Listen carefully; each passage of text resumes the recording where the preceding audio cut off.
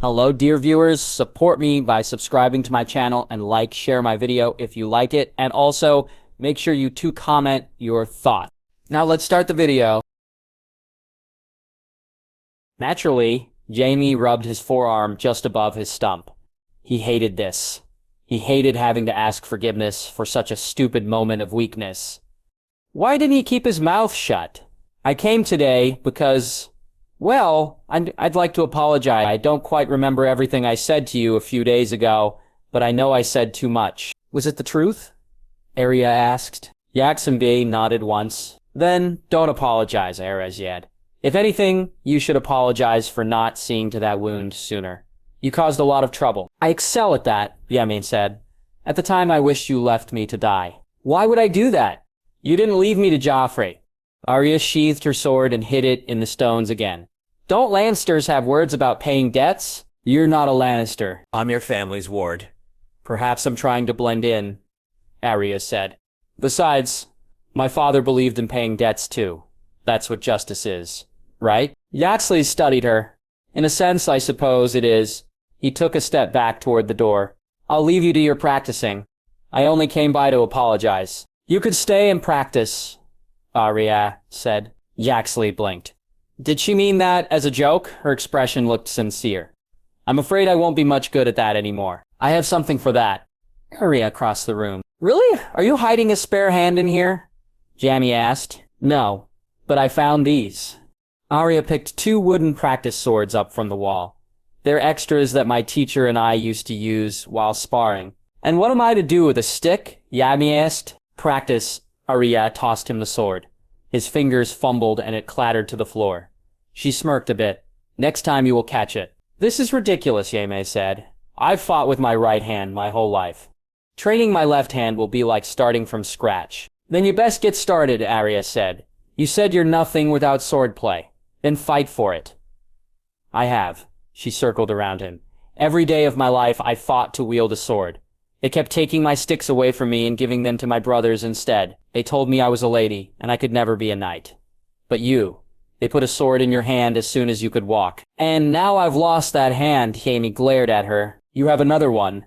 I fight with my left hand. Why can't you fight with yours?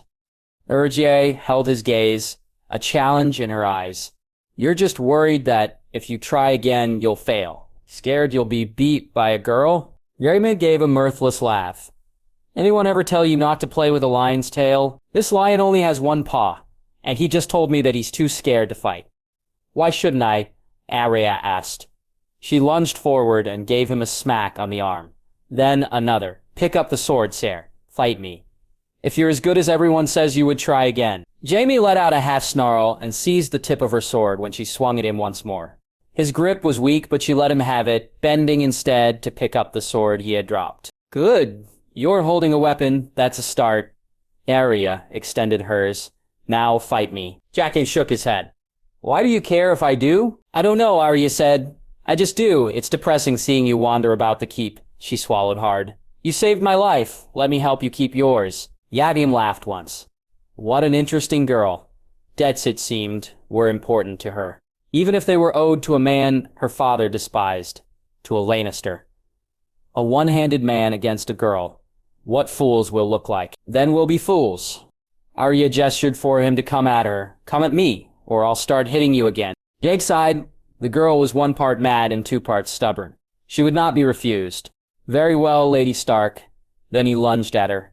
Their wooden blades met with a sharp clack that echoed through the room. Arya Stark's guards made regular reports to Tywin and only Tywin. He picked them specifically because they did not speak to anyone else. They only spoke to Arya herself if absolutely necessary. The Stark girl needed such guards because there were plenty of untrustworthy people who might try pay off less loyal men. Godric Swift was one of the grandsons of House Swift. Harrenhal was a bastard of House Crakehall. Neither had any chance at inheritance, and they had both entered the service of House Lannister earlier. They had passed many tests of silence and loyalty twice. Men had tried to buy their silence or their words, and both times they had reported the treachery to Lord Tywin. They would both die before they ever betrayed Tywin's confidence. He was not merciful to those who did. That night it was Hill who reported to Tywin, while Swift remained at his post. Hill told him about Jaime's visit with the Stark girl. I think he meant to give her his thanks and be on his way, Hill said. But then she forced him to practice with her. He stayed there for a good while. Tywin raised an eyebrow. Forced? She kept hitting him with a practice sword until he picked one up, my lord. Hill shrugged. Eventually he did.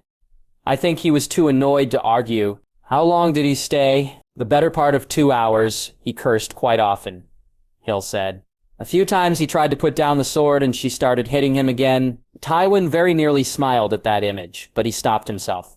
Report to me again if this continues. Hill bowed in response and left the room. Tywin sat back in his chair, rubbing his jaw. When he chose to take Arya as his hostage rather than Sansa, he knew it was out of some personal preference. He enjoyed the Stark girl. She was interesting.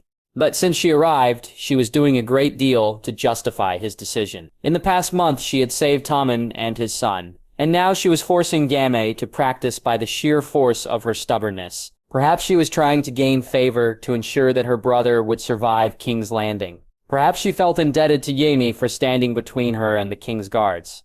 Perhaps she just wanted someone to practice with her, and Jaime was a means to that end. Even more unlikely, perhaps she did not have an ulterior motive. She was a strange girl. On some level, she was willing to kill. She was willing to rip her enemies apart, if only she had the tools to do so. And yet at the same time, she had learned from her father growing up. She had learned from her father's honor. That part of her did not allow her to leave a man for dead. But the honor her father believed in was an illusion, and no one in this place operated by those principles. If Arya Stark ever lost faith in that imaginary concept, she would become as dangerous any other. She could be a great threat to his family, or a great asset. Only time would tell. Once Arya had been a student of Syrio Forel, the first sword of Braavos, back when she liked the idea of fighting but did not know anything about it. Now, a few years later, she found herself in the peculiar position of being a teacher. As irritated as Jaime acted after Arya released him from their first practice session, he returned the next day, and the next, and the next. He always claimed that he found life around the castle dull and that he had only come to pass the time. But Arya knew that part of him wanted to practice. Part of him wanted to believe that he could train his left hand to be as good as his right. If Jaime was not Jaime without his sword, then he came here to fight for his identity. His grip was weak, his muscle memory was non-existent, but he still had his footwork and his reflexes. He just needed to relearn the sword. Rhaxta did not go easy on him. She often struck at the places he would have most difficulty blocking, and that made him angry. But when he was angry, he fought harder. Some people are motivated by desire, Syrio told her once. Others by anger. Others justice. If you know what drives a man, you can help him, teach him, and kill him. Rosier thought about those words often. She told herself that fighting with Jaime was just a way of learning his weaknesses in case he ever became her enemy. He was of House Lannister, after all.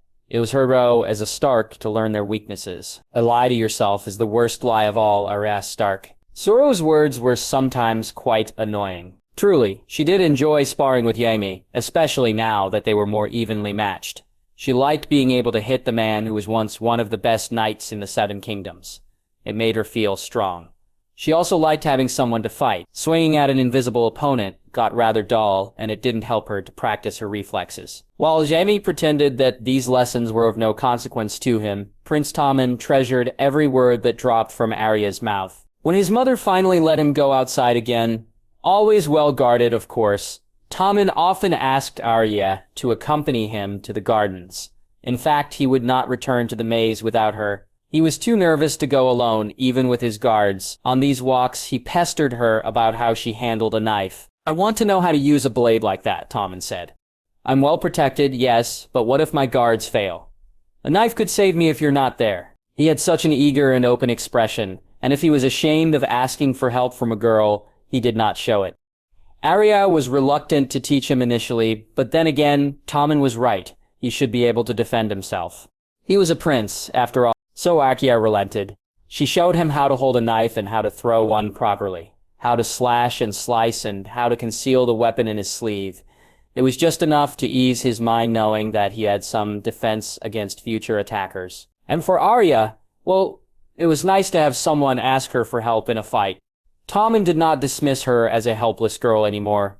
He knew better than that. And Jaime, it seemed, was starting to learn too. "You've improved since I last fought you," Yaime commented one day. "Or maybe I'm just that much worse." "I practice as much as I can," Arya said. "There's not much else to do." "Apparently your practices have gotten boring as well, or you wouldn't have dragged me into them." "You're free to go at any time." James shook his head, adjusting his grip on his sword. "If I try, you'll start hitting me again." Arya titled her head to the side, allowing a grin. "Am I hurting you, Sierra?" James's eyes sparked at the challenge, and he lunged at her again. At the end of the 2 hours, and at the end of their stamina, they stopped practice for the day. Jaime sat down on a crate, taking a long draught of water. "These crates have seen better days." "Have you been throwing knives at them?" Arya glanced off to the side. Jaime raised an eyebrow. "Who are you practicing to kill, Lady Stark?" "Anyone who tries to kill me," Arya said flatly. "Then the gods help them," Jaime said, raising his canteen in a sort of toast. Rosier's mouth twitched and she leaned her practice sword up against the wall. "I don't believe in most of the gods anymore." "How heretical of you." She cast him a glare and he smirked. "Don't worry, neither do I," Yaime said.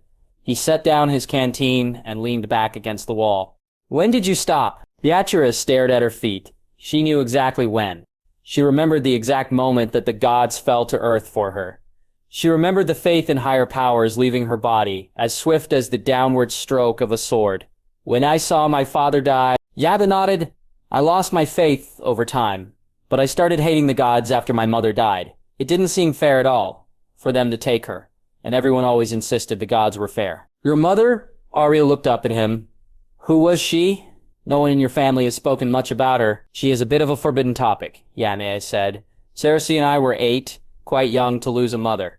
I'm not sure either of us understood death before that moment." "What was she like?" Arya asked. "Do you remember her?" "Yes," Yaime said. "I can barely picture her face, but I remember her voice, and of course I heard all of the stories about her. She was beautiful, strong, stubborn. There's a lot of her in Cersei, I think." "Was she cruel like Cersei?" Rosier asked before she could stop herself. Axame laughed once. "You two really do loathe each other, don't you?" "I have plenty of good reason to loathe her," Arya pointed out. "What reason does she really have to hate me?" "Your name, I suppose." "That's enough for her," Jaime said. "But no, my mother was not cruel, except to her enemies. My father loved her. They say he actually smiled on the day they were wed." "Can you imagine that?" Jaime shook his head. "I think I was the only one who didn't hate Tyrion after she died. I hated the gods, but not Tyrion. He was just a baby. The way they spoke of him, you'd think he was a monster. But father needed someone to hate, someone to blame." Arya couldn't think of what to say. It seemed to her that Lord Tywin hadn't allowed himself to feel an emotion other than anger for decades. She did wonder what he was like before his wife passed. She couldn't picture him truly smiling, though.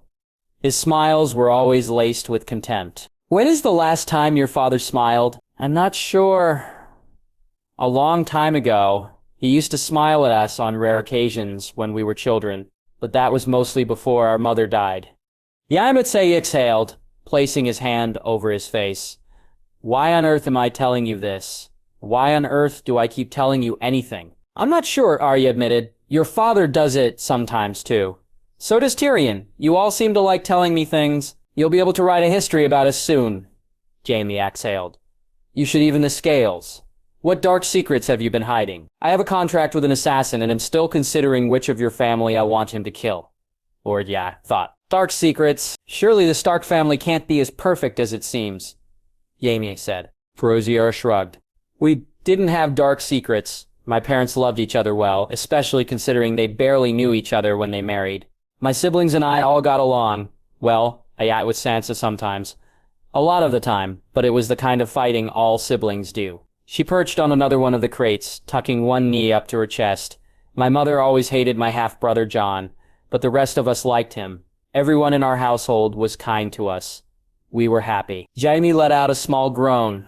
7 L's. "What?" Arya shot him a look. "You all really were a picture-perfect little family," Jaime said. "Everyone getting along, no blood feuds of any kind." "It's not that strange," Arya said. "It is. It's very strange," Jaime said. Yarkir rolled her eyes. "Well, everything fell apart when we went south. Our entire household was killed in these halls." She swung her right leg back and forth. tapping a steady rhythm on her crate with her heels. Father lost his head.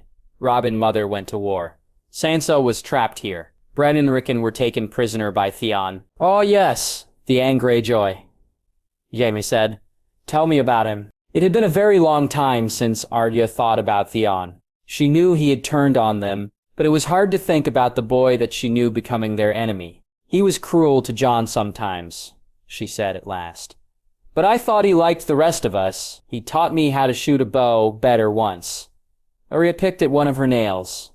I never thought he would turn against Robb. They were close. He was a Greyjoy. Your father helped to kill half of his family. Jaime pointed out. We treated him well, Arya said. Jack gave her a look. Lady Stark, you, like Theon Greyjoy, are now a ward to an enemy house. My father has treated you kindly enough. Most of us have, with a few notable exclusions. If one day you returned home and your brother asked you to take up arms against us, what would you do? The word struck Arya hard. She hadn't really thought about Theon's situation as similar to hers. She hated him for betraying their family, but if Robb asked her, she would turn against the Lannisters in a heartbeat. It's all right. I know your answer, Jaime said. So does my father, but hopefully it won't come to that. We are in the midst of a peace. He raised his stump of an arm, and I'm in no shape to go to war again. The door opened before Ak could respond. She hopped off the crates as Tyrion entered. Ah, brother, Jaime stood. Would you like to take a turn at sparring? You would both beat me rather badly, Tyrion said. No, I came for Lady Arya. Arya took a step forward. Has something happened? My father wants to see you. Tyrion smiled at her.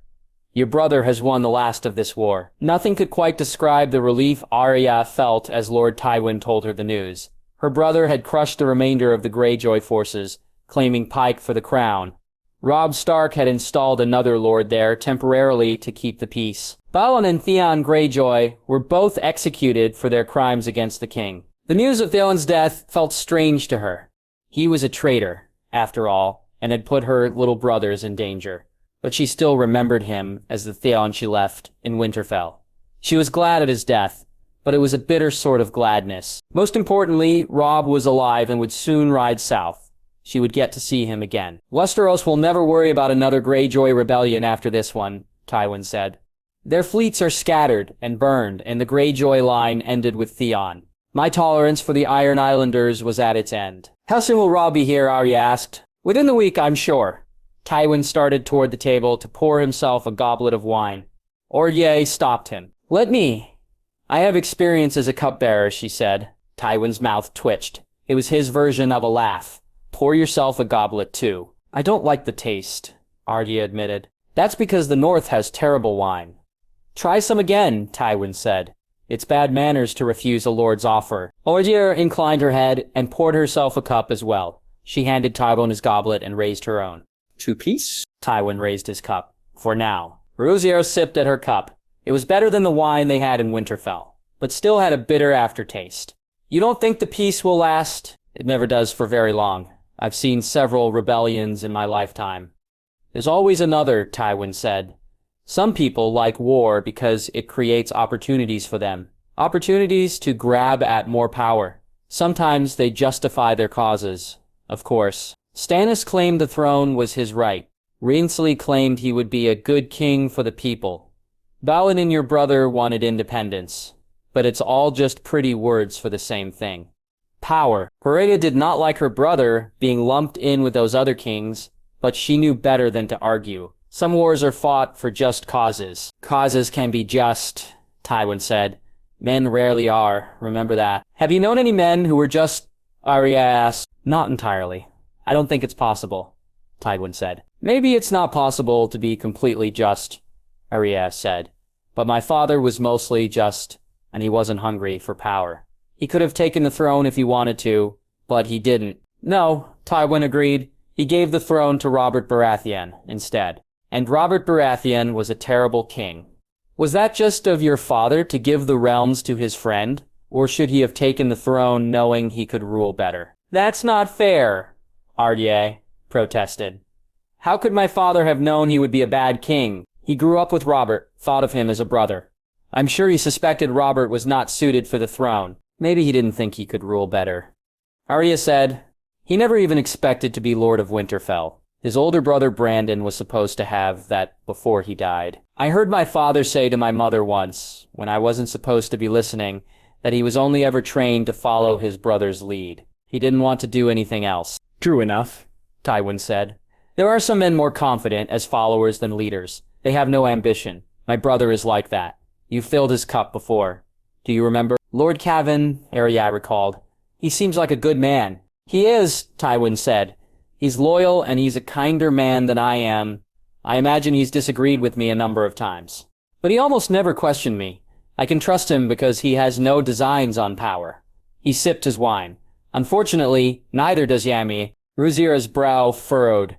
Jadame. Tywin nodded once. You mentioned before that your father could have taken the Iron Throne. My son could have done the same, before your father ever walked into that room. It was just Jaime, the throne and the corpse of the Mad King. He could have declared himself king and my soldiers would have supported him. We were there long before the Baratheon and Stark men arrived. He leaned back against his desk, but he didn't.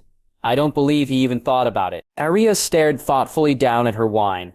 What a different world they might live in now if Jaime had the same lust for power as the other Lannisters. Do you wish he did? No, Tywin said. It may have created more trouble than it was worth. Robert and your father would have fought it. Did you ever wish you could be king? Arya looked up at him. He studied her for a moment. I don't need a crown to give me power, Lady Arya.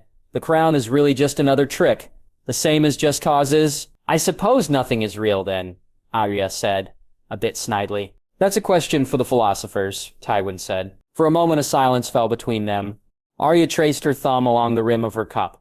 It was made of gold, typical of a Lannister. Can you promise that Robb will leave this city alive? I already told you I would gain nothing from his death, Tywin said. I haven't lied to you yet. You can't blame me for fearing for him, Arya said. He's my brother. I know, Tywin said. Considering the debt I owe you for saving my son, letting your brother die would be a poor way to repay it. Rhaenyra's mouth twitched.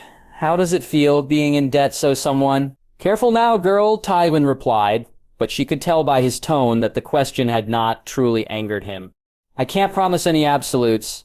I don't control every piece in this city, but I can promise you that Joffrey fears me, and so long as I am in the city, he won't go against my wishes. Rhaenyra nodded once. She believed him, but ever since her father was beheaded, there was a persistent voice in her head, whispering in warning.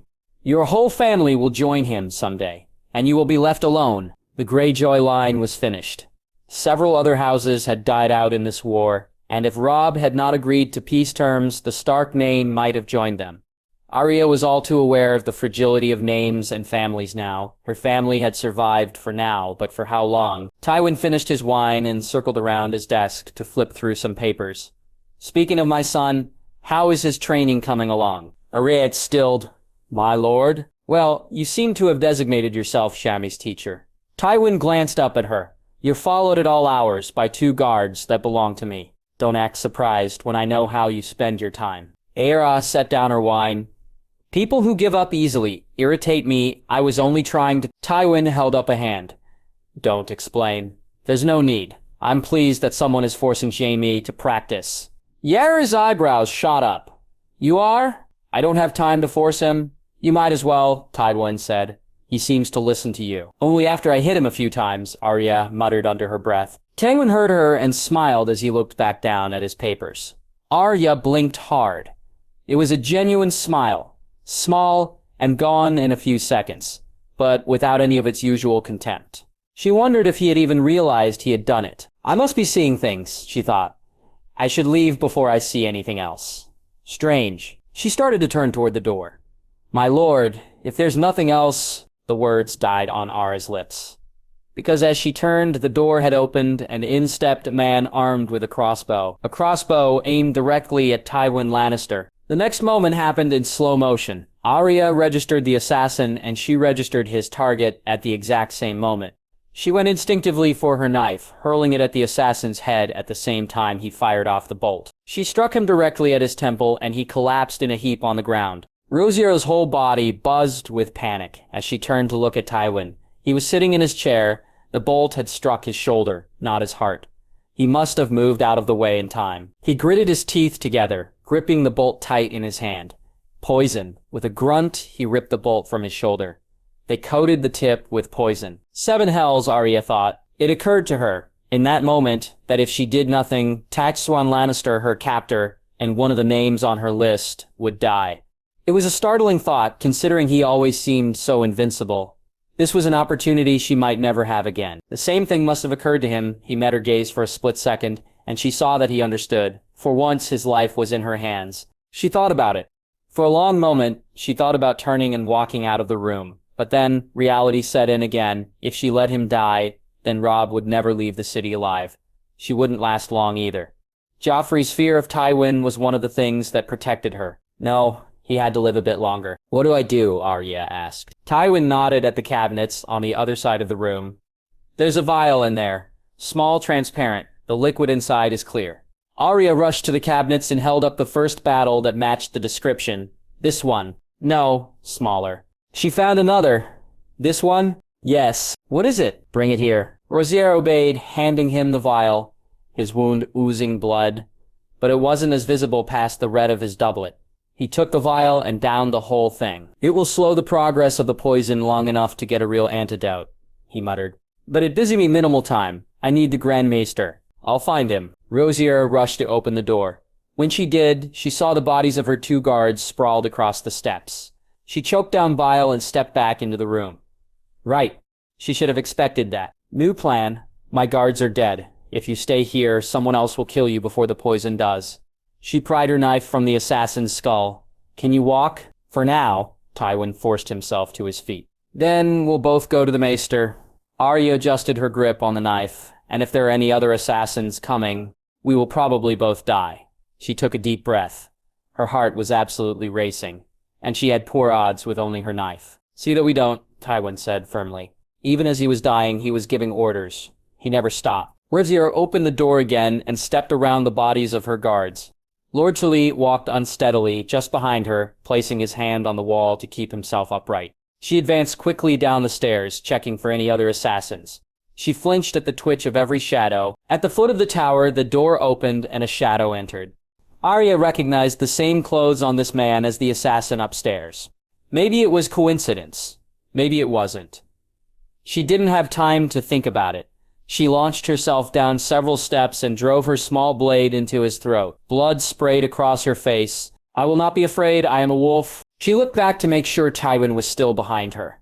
He had reached the foot of the stairs, though he was leaned almost fully against the wall. She could see sweat starting to bead his forehead, and his shoulders shaking with the effort of breathing. If he falls, I'll never get him up again, Arya thought. I'm too small for that. Instead, she hurried to his side, and he grasped tightly onto her shoulder for support. Giving her a single nod, they hurried on from the tower and toward the Grand Maester's quarters.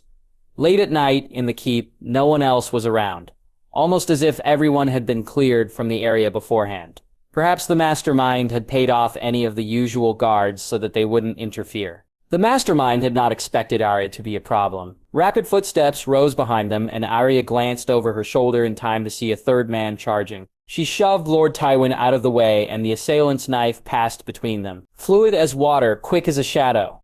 Arya found her footing again and slashed out at the assassin with her blade. This one was faster than the others, though. He dodged and countered with a jab of his own. Arya very narrowly dodged the blade.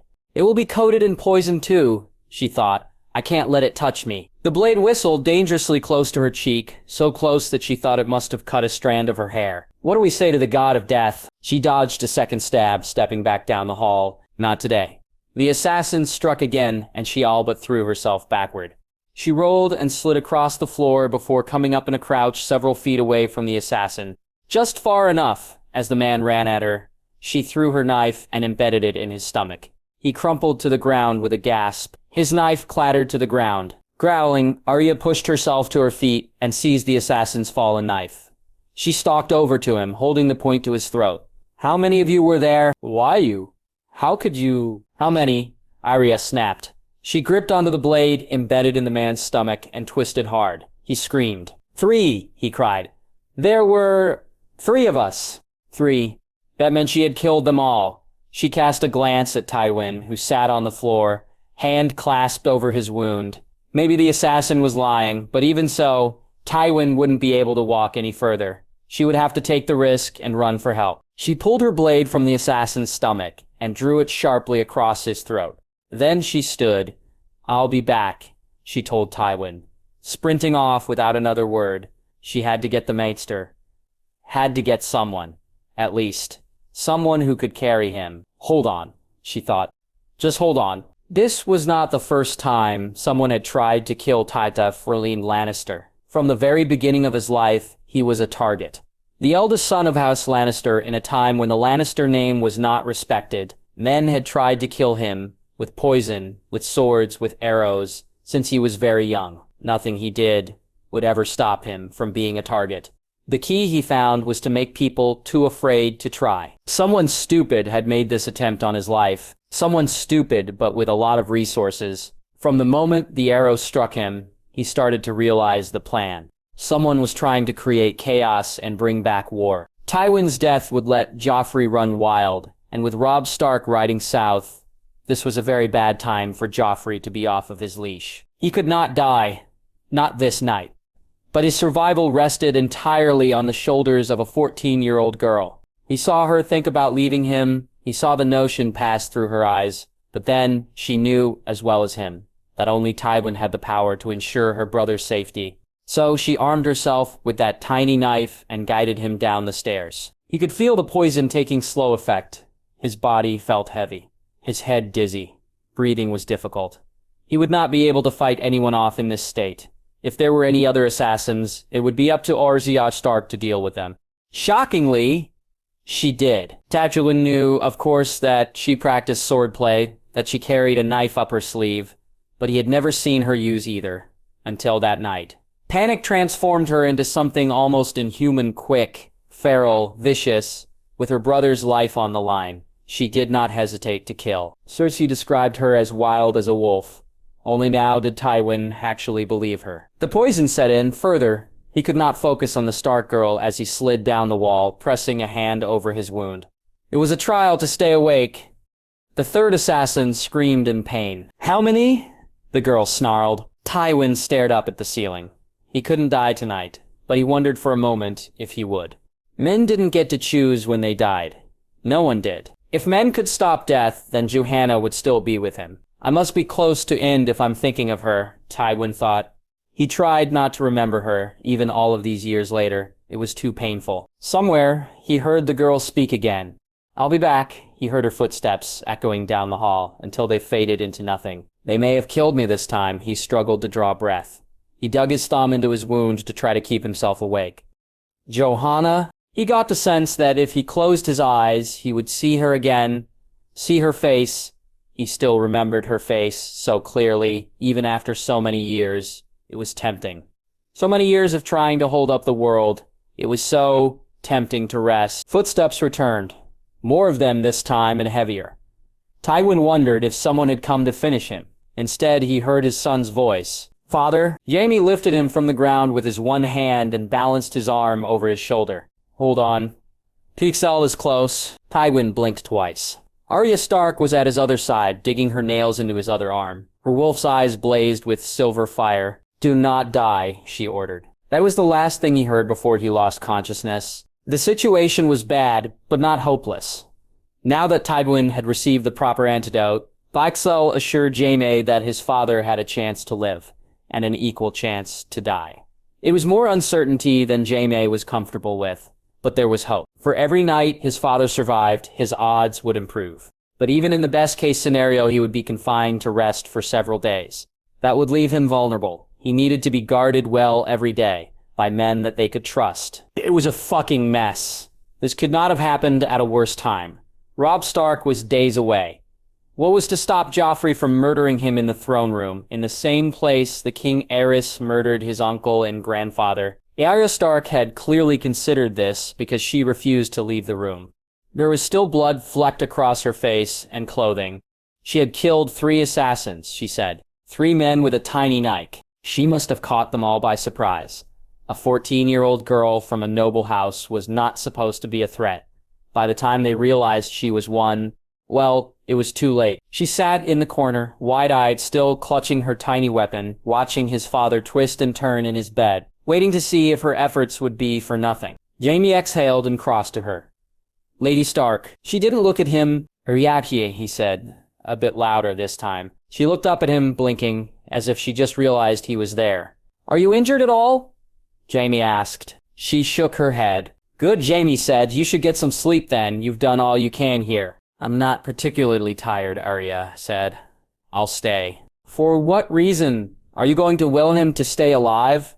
You, of all people, should know that doesn't work, Jaime said. Arya didn't reply. When he looked closely, he saw that she was trembling. He'd seen these same symptoms in young men after their first battle. Tonight may have been the girl's first true fight to the death.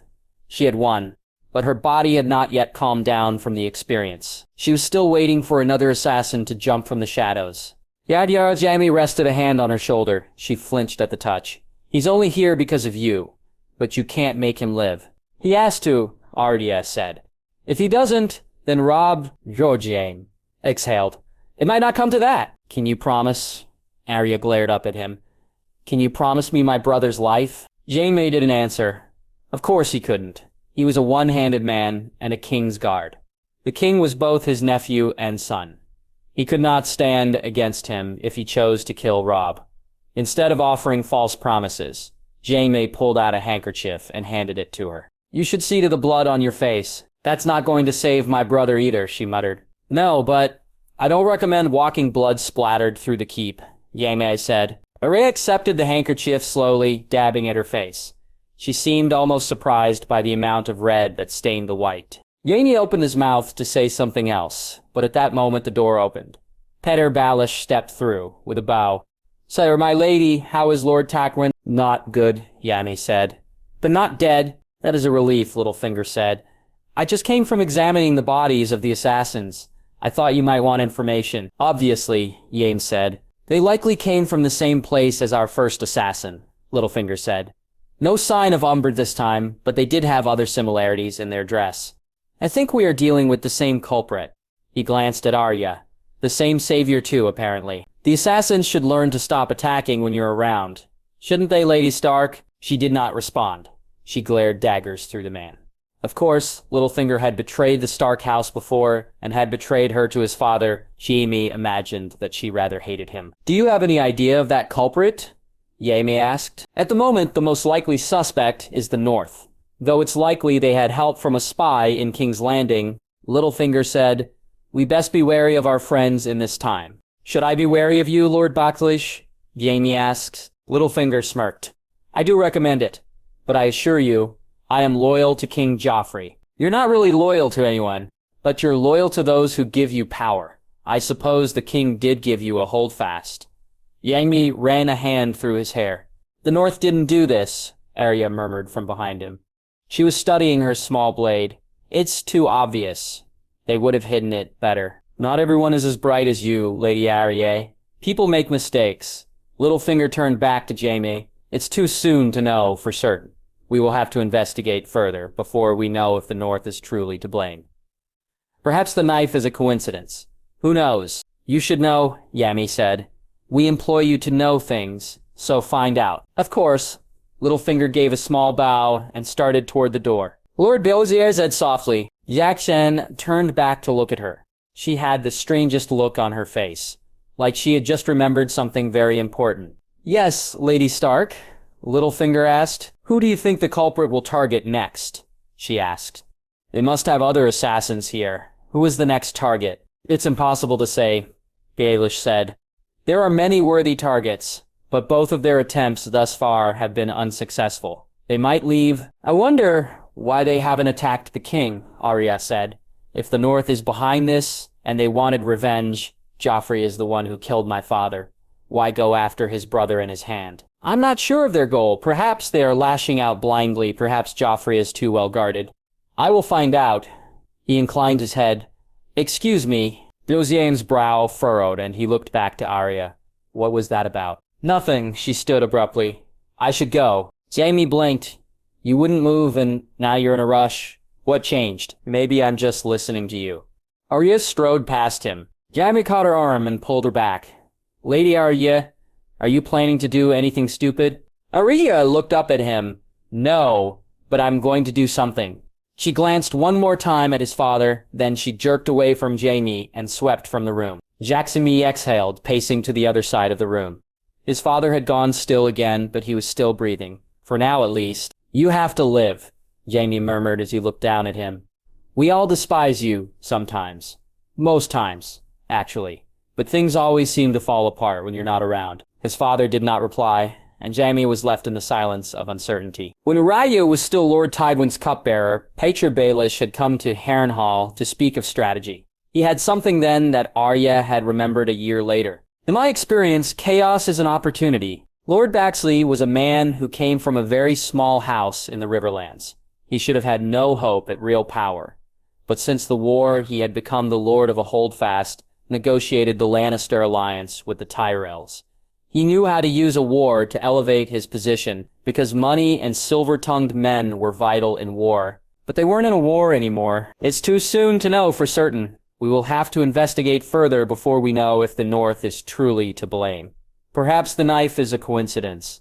Who knows? Those words sparked something in Arya's memory. Joffrey had said nearly the exact same words in the small council meeting 2 moons ago. They hadn't sounded right coming from his mouth. He had sounded like he was parroting someone else. The words sounded right coming from Littlefinger's mouth, though. Perhaps Littlefinger advised Joffrey what to say in that meeting. She thought Joffrey was just trying to play nice in front of Tywin. But what if he was growing bold? What if he was tired of listening to his hand? Joffrey was not the kind of person who liked being told no. Maybe he wanted to get rid of the one person still powerful enough to say that word to him. And in the same vein, he could blame it on the North. Give himself a reason to kill Robb when he rode south. He would seem like a just king then, wouldn't he? The North tried to kill my brother and grandfather. I will answer with blood. Not that Joffrey cared about seeming reasonable. Littlefinger probably advised it. She imagined Joffrey coming to him with his plan and ordering him to help.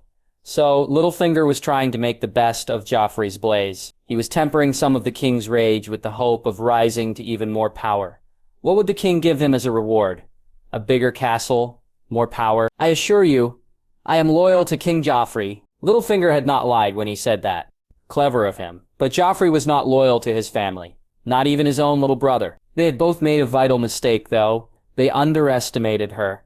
Arya imagined that her presence at the 2 assassination attempts was not a coincidence. If Tommen had died when she was near, perhaps they could have blamed her. At the very least, Cersei would have been eager to point the finger at Ned Stark's daughter, and tonight, if she left Tywin for dead, they easily could have claimed that she planned to kill him with the North. But Arya was not so weak as either of them thought. She would not let herself be implicated in any crime she did not commit. Not like her father, Littlefinger understood that now. He would not make the same mistake a 3rd time. The assassins should learn to stop attacking when you're around, shouldn't they, Lady Stark? It all made sense to Arya as she rushed down the hall. But she had no proof, and she was unlikely to find any. But she knew someone who could. Rosier knocked rapidly on the door to Tyrion's quarters until he answered. He looked surprised to see her. It's the middle of the night, Lady Stark. You're awake, Arya pointed out, brushing past him into the room. Tyrion rushed after her. Yeah. Perhaps you should... Rosier stopped in her tracks when she saw Shae lying in Tyrion's bed, resting her chin on her hands. She was naked. Arya whipped around to face the other way. My apologies, I didn't expect her to be here. That's why you should wait before you storm into a man's bedroom, Tyrion said. I suspected Shae of being someone's spy. I just did not expect her to be yours, Arya said. I'm not a spy, Shae said sharply. When Arya glanced over her shoulder, she had donned her gown again. It's true, she's not, Tyrion said. I thought she would be safer as a handmaiden for a lady with no connections to Cersei. Safer? What does she need saving from? Arya asked. Tyrion glanced at Shae, looking torn between the truth and a lie. Shae looked back at him, undaunted. Would you like to tell her, or should I? She asked. All right, Tyrion sighed and looked to Arya. Shae is a whore, Lady Arya. More importantly than that, she is my lover. I care very much about her. But since my father has promised to hang the next whore he sees with me, and my sister is always looking for ways to hurt me, I needed to find a place for her at the castle, so as to not cause suspicions. Your father would hang her if he found out about her? Arya blinked. That seems extreme. My father is extreme. You just don't notice, because he likes you. He hates me, Tyrion said, and my relationship with whores has been a testy subject for us in the past. It's too long of a story to get into now. The point is, please do not tell my father. I won't, Arya said. In fact, I may never get the chance. Your father might not live through the night. Tyrion blinked rapidly. What? For the first time, he seemed to notice the blood still staining Arya's dress. Arya, what happened? Shay glanced between them. I will go, so you two can talk. Rosier nodded once and watched Shay leave. Then she sat and told Tyrion the whole story. Tyrion listened in bewildered silence. As much as Tyrion hated his father, he never seemed to consider the possibility of him dying. Rosier understood that. Tywin always seemed so invincible. When she finished giving the full story, Tyrion sat back in his chair, Jaime still with him. Yes, along with several guards, Arya said. Lord Tydesleight's chances of living go up if he makes it through the night. Tyrion rubbed a hand over his face. So someone tries to kill Tommen and my father. Clearly the culprit is trying to frame the North. There are many people who would want to do that, but not as many who would dare to attack Tommen and my father. No, Arya said. But I have a theory. That's why I'm here. She clasped her hands tightly together. I think Joffrey is behind both of these attacks, and he used Littlefinger to orchestrate them. Tyrion's eyebrows shot up. Your evidence? Scant, Arya said. I have a motive and a hunch. Not much else. It's something, Tyrion said. Tell me. Well, we agreed Joffrey wants to start a fight with the North again, Arya said. He's been very vocal about it. That's indisputable. And we know that your father is one of the few people who stands up to him, Arya said.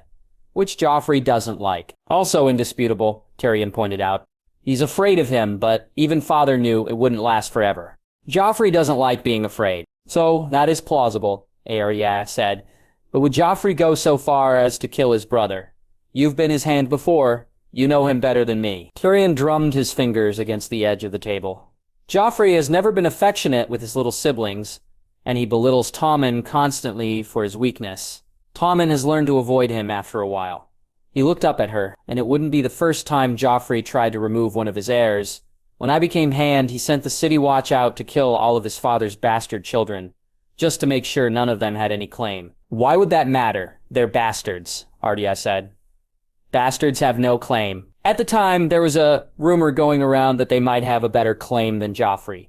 Tyrion said carefully, people said he was not Robert's true-born son. So Joffrey had all the other sons killed, and the daughters, every one. So he would do it? Arya asked. His Baratheon uncles waged war on him for the throne, Tyrion said. I don't think he trusts anyone in his family. Not even a sweet boy like Tommen. I suppose it's lucky Myrcella is in Dorne. He can't reach her there. He shook his head. Joffrey having a motive isn't enough to accuse him. He's a bloodthirsty cunt. Everyone knows that. We need something more. He has been acting strangely, Arya said. Do you remember how reasonable he acted in the small council meeting a while back? Yes, it was almost frightening, Tyrion said. I expected him to jump at the chance at blaming the North, but he didn't, Arya said. If he had nothing to do with it, I think he would have tried to use the opportunity. But instead, he tried to play innocent.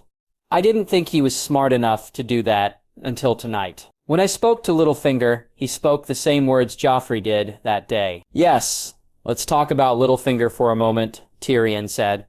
Joffrey has a motive, but what cause would Lord Baelish have to go along with it?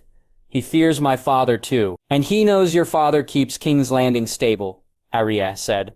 Chaos creates opportunity. He told your father that in Harrenhal, he can't keep climbing to power if there's peace. Tyrion tilted his head to the side. You miss nothing, do you? Yes, Lord Yaxley swore. He reaped a great benefit from it last time. But this plan seems rushed. He usually he's smarter than this. It's possible that Joffrey has forced him into his services. He thought for a long moment. It's also possible that Littlefinger has a larger plan in mind. And it only seems stupid because both assassination attempts failed. Because you were there. Your skills with a knife are a complication he may not have expected. So you think it's plausible? Arya asked. Yes, Tyrion said. But we need evidence. That's why I came to you, because you can find it, Arya said. I can't, I have no idea where I would start, but you know King's Landing and its people. Tyrion was silent for a while, then he nodded. I'll see what I can do, but you must not let anyone know that you are suspicious.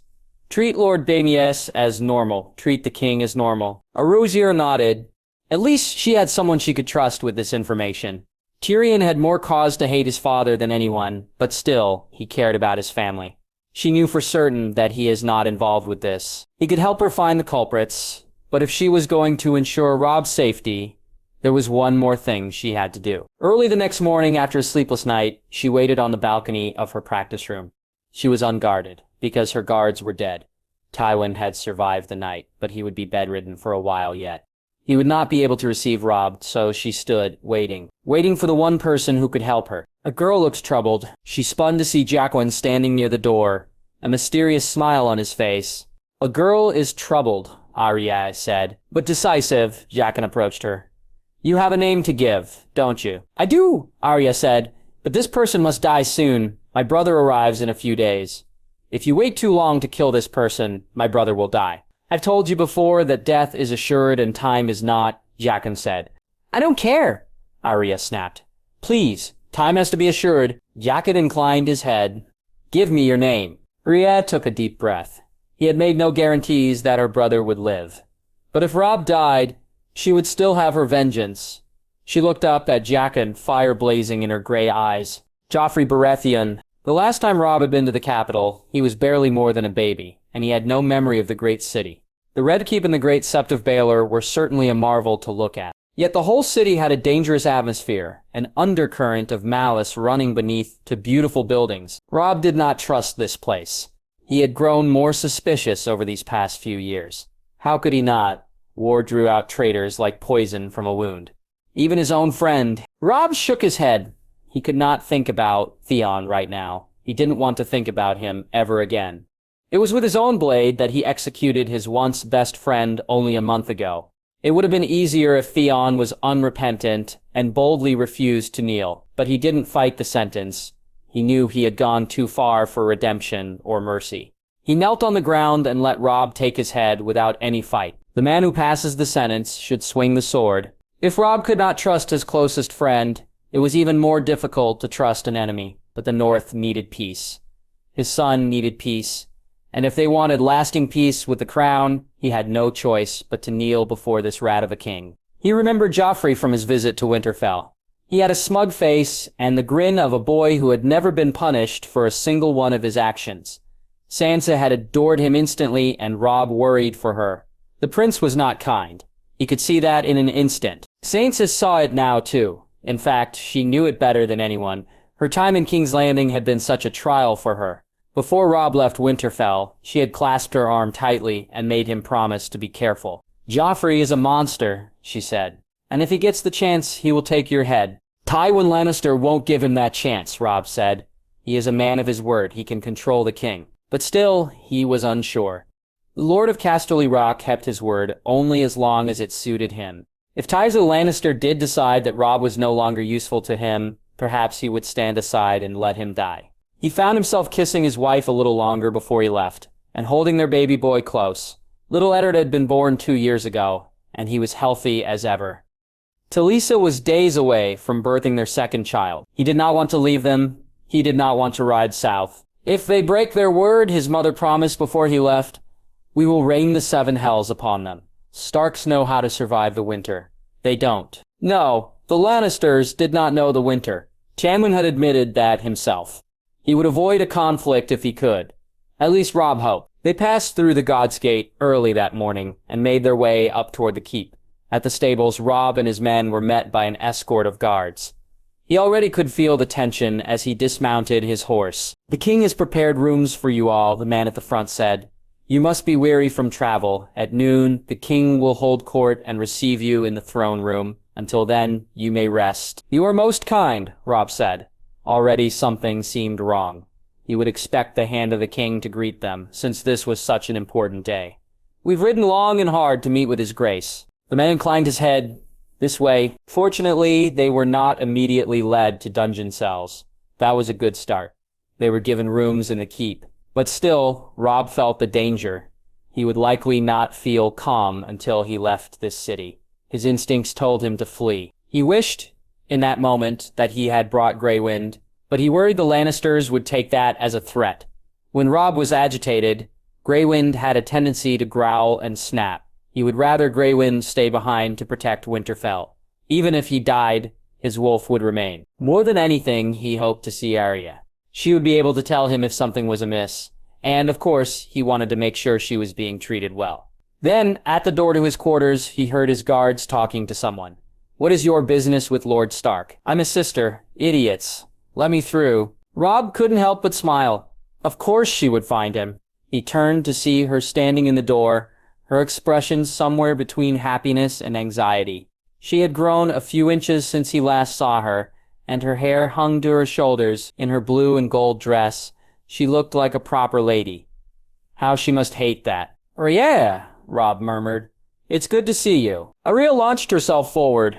He caught her up in a hug. This was still Arya. She was still alive and whole, and the Lannisters had not carved away her fighting spirit. "It feels like a lifetime since we've seen each other," Robb murmured, setting her back on the ground. "You're beginning to grow up, Arya." "Not up, just older," she replied. "No, I'm quite sure you're taller than I last saw you." Robb rested his hands on her shoulders. "Are you well?" He felt a bandage beneath her dress at the shoulder.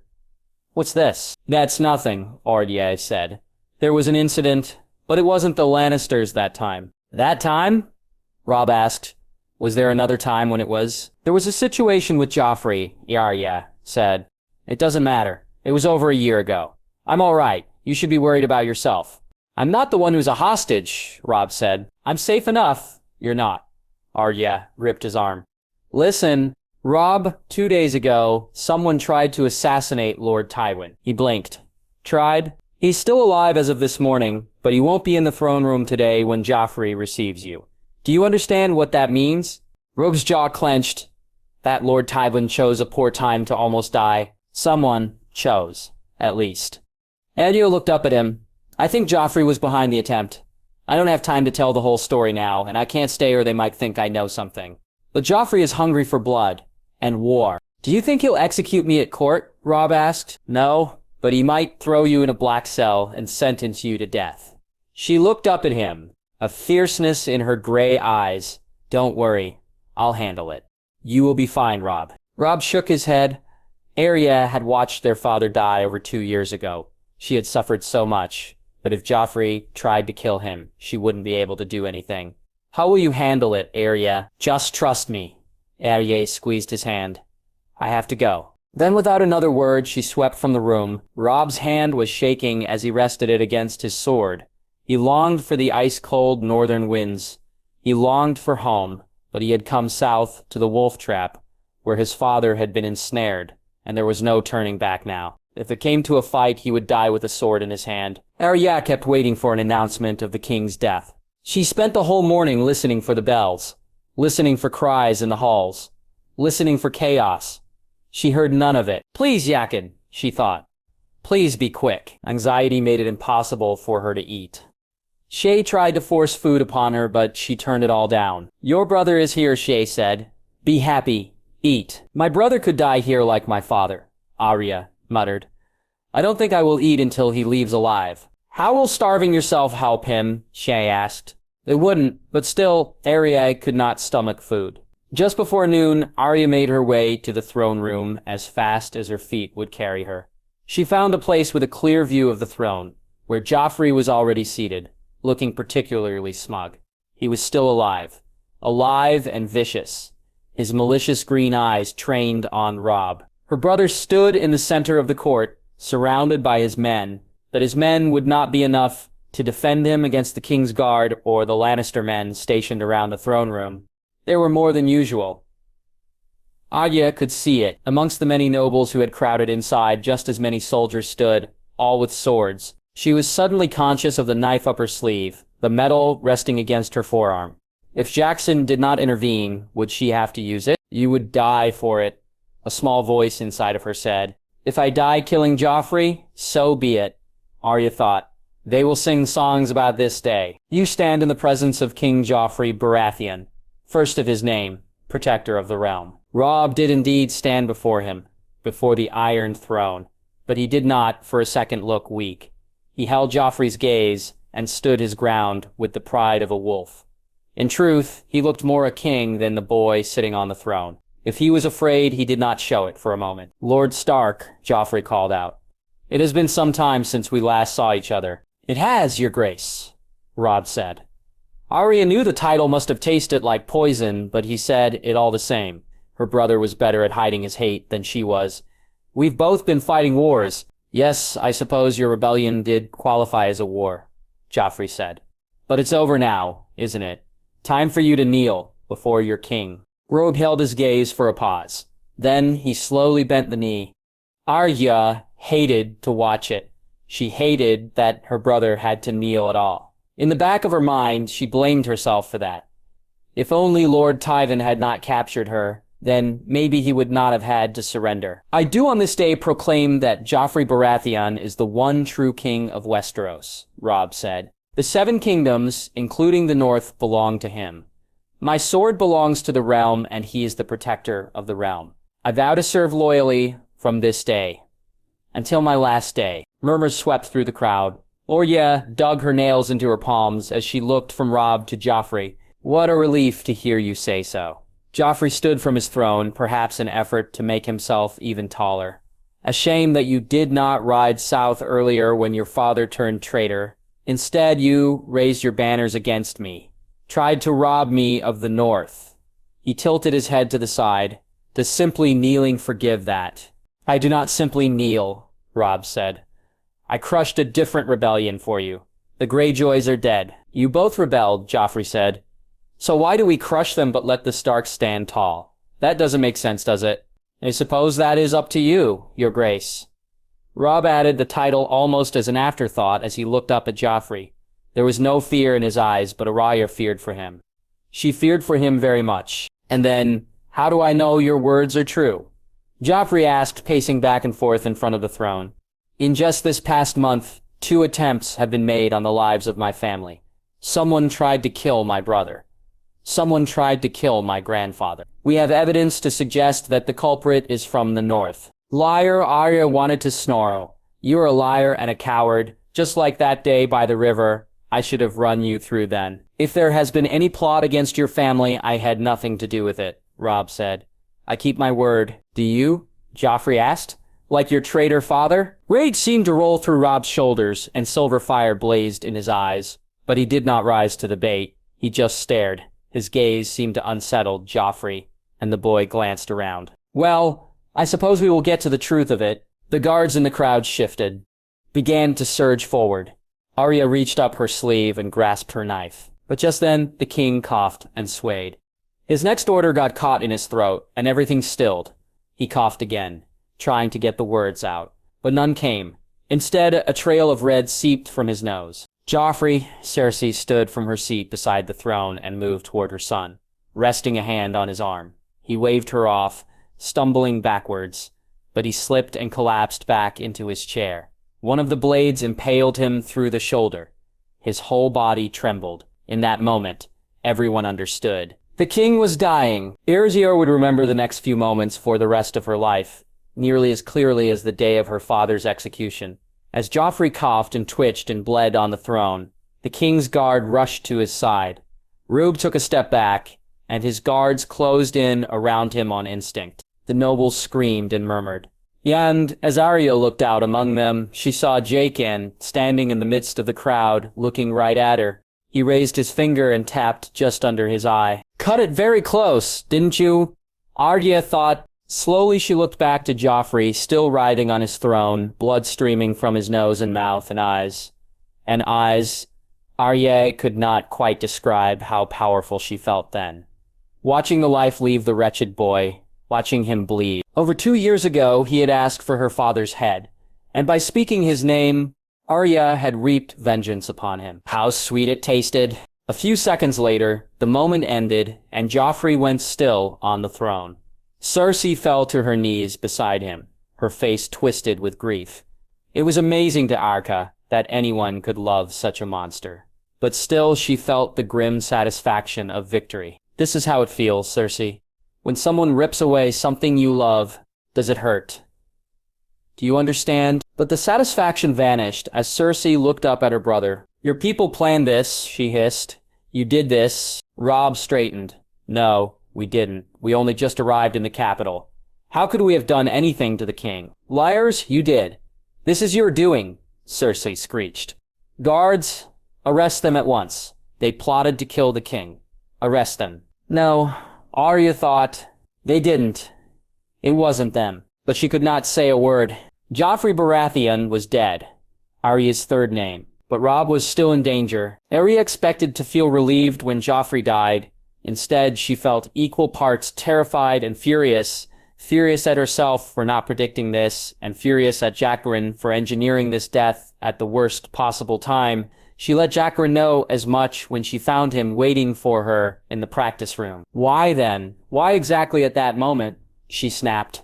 You could have poisoned Joffrey so that he died long before Robb arrived. You could have made it look like he snapped his neck falling down the stairs. I told the girl that the time of death was not certain, Jaqen said. Neither was the method.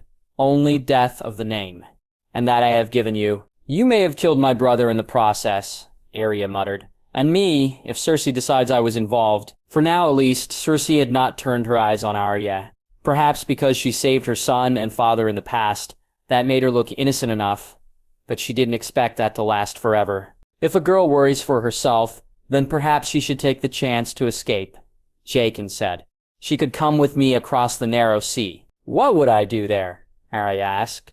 Learn the ways of the faceless men. Learn to do as I do. Rhaenyra swallowed hard. Is that why you killed Joffrey then? Did you hope to force my hand? Did you hope I would have no choice but to flee with you? A man does not hope. A man simply does as the many-faced god bids. And perhaps the many-faced god sees potential in you. That was an interesting thought indeed. Faceless men had no trouble in eliminating any man from peasants to kings. If Arya wanted to finish her list, going with Jaqen might help her. And yet, I won't abandon my family, Arya said. They still need me, and I'm going to fix this mess you made. A girl is quick to place blame. She is the one who gave the name, Jaqen's mouth quirked. My mess then, Arya lifted her chin. I'll learn of death on my own terms, Jaqen. Not from your god. If that is what a girl wants, so be it. Jaqen held out his hand. In his palm rested a coin. But if she changes her mind, find a Bravosi and show him this coin. Then say the words, Valor Morghulis. Valor Morghulis? Arya repeated. Yes, all men must die, Jaqen said. If you learn nothing else of death, learn that. He tipped his hand and let the coin drop into her palm. Goodbye, girl. Then he left her there, in the room, with a coin and an awful truth. Valar Morghulis. All men must die. But not yet, Arya muttered. Not today. Tywin could not imagine more of a mess than the current situation. His father still recovering from attempted assassination, the king dead, his sister raging through the castle, and the Northerners locked and heavily guarded in their rooms. Cersei was sure of their guilt. The past 2 assassination attempts told her that the North was to blame. Yet Tyrion knew now that Robb Stark had nothing to do with any of the attempts, because Arya Stark's theory was very likely correct. Lord Bae'Zerys had been meeting quite often with the king, Varys told him. He has an excuse for every time discussing the finances of the kingdom, discussing a possible alliance with the Vale. But he could have been discussing these matters with the small council, or my father, who wields the real power in this keep.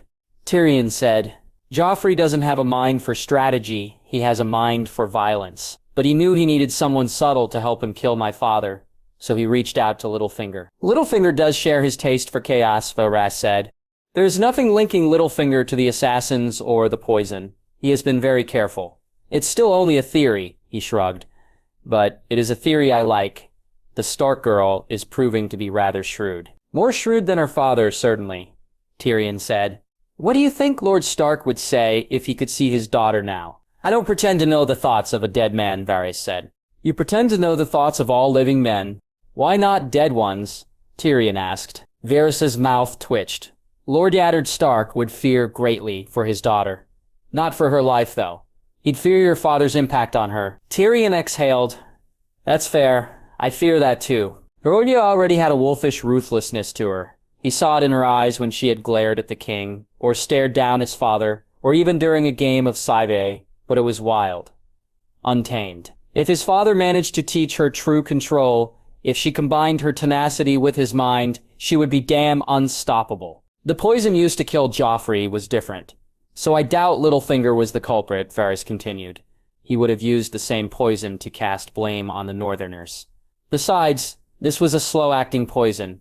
It must have been served to Joffrey a day before his death. Lord Stark and his men had not arrived yet. No, the first two assassination attempts are different from the third, Tyrion said, which is troubling. That means there's some other unknown murderer running about. He looked up at Varys. I'd hoped your little birds would have seen something. Alas, they have not. This assassination was far more efficient than most. Clearly carried out by a professional, Varys said. I will keep my many ears open, though. Good, Tyrion said. Cersei will want to blame someone for Joffrey's death. Right now, the North is the easy target.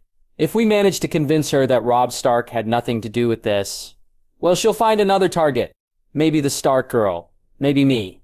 It depends on how she's feeling that day. It would be nice if we had the true assassin to blame. King's Landing truly was an awful sort of place. Not a few months went by without someone trying to kill someone else. The Starks, the Lannisters, the Baratheons, the Targaryens. Not a single one of the great families had good luck in this god-forsaken place. Tyrion resented his father for shoving him out of power, but the mere fact that Tyrion was still alive, with only a scar on his face, that was something to celebrate. 2 days after the death of the king, Tyrion came to Arya with 2 pieces of good news. Grand Maester Petzl says, my father's survival is a near certainty now. He's woken up more than once. And Varys believes your theory holds some water, he reported. However, there is no evidence. Lord Baelish is too careful to leave traces of that. Of course not, Arya muttered. It's not enough that Varys believes me.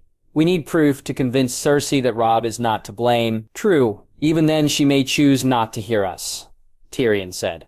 I'm not sure who she hates more. You, Arya said. She did hate me more, but then I saved Tommen. True.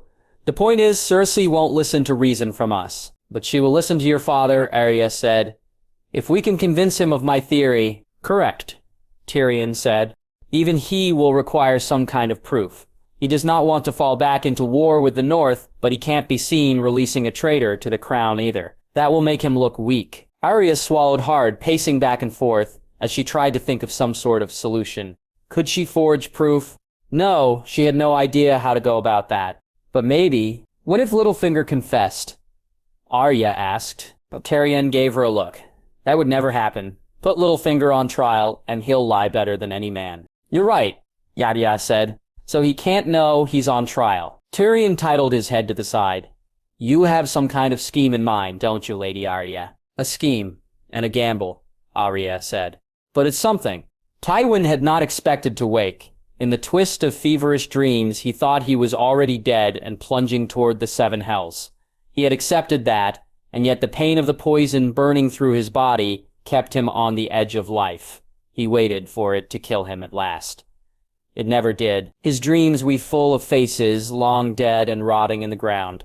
The Rains and the Tarbecks, who he had crushed for their disloyalty to the House of Lannister. Arzias, his close friend turned mad enemy, who his son had run through with his sword. Robert Baratheon, who had taken the throne as a heroic warrior king and died from his own stupidity. He had started the war on a noble cause, but he didn't have any complaints about the children Tywin's men had slaughtered. It was all perfectly fine with him that they had died and eased his rise to power, so long as someone else had played the villain. Ned Stark, who had cemented the War of the Five Kings with his death. How the Honorable Lord Stark had always hated Tywin. He believed in honor to the very end, in a meaningless set of principles that men use to make themselves feel decent, and hated Tywin because he understood how the world really worked. Tywin's father, Tywin Lannister, the Laughing Lion.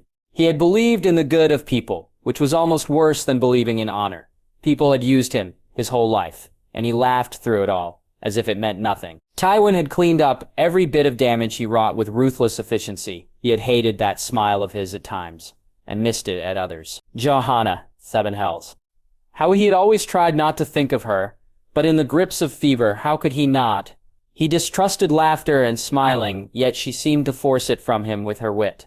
She was the one weakness he ever allowed himself, and he suffered for that. Because the gods, if they existed, could sniff out weakness like the sharpest of hounds. It seemed impossible that Tywin had lasted this long, surviving past every one of his old friends and past so many of his enemies.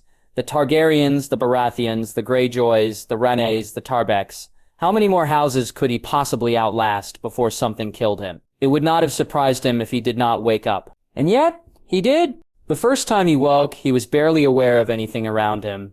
Grand Maester Pycelle was speaking to him, but he didn't hear a word of it. The second time he woke, he was more lucid. He recalled Pycelle explaining to him that his chances were improving every day. The third time he woke, Ymir was sitting beside him, telling him that the king was dead, killed by poison. Cersei had locked up Robb Stark and the men who had come with him. "You're gone for a week and the world seems to fall apart," Jaime said. "If we can't find someone else to blame, there's no way we'll avoid war with the North." No, one way or another, someone was always trying to pick a fight. That was how men were. His father never saw it, never wanted to. It was up to Tywin to see the truth and clean up for the mess of fools. The fourth time he woke, he forced himself to stand and dress, because remaining in bed for one moment longer was an intolerable idea to him. He had just finished with the final buttons on his tunic when Tyrion entered. "Should you be walking?" he asked. "The danger is gone. So yes, I assume so," Tywin said. "Good," Tyrion said. "Come with me then." Tywin's eyes narrowed. "Where?" Tyrion sighed. "I know it's very difficult for you, but just this once, trust me, you won't regret it." Trust?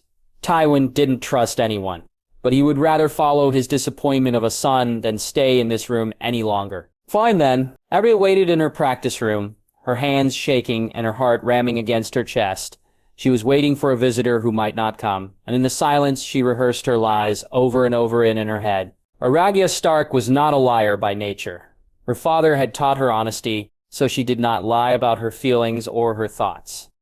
Sometimes she lied about her actions, but only when she feared getting caught. Today she had to lie, many times, and she had to make a trained liar believe them. The behind her opened, and she whirled around as Lord Bashley entered. She let her nerves carry her over to him. "Lord Baelish, you came." She glanced over his shoulder at the door.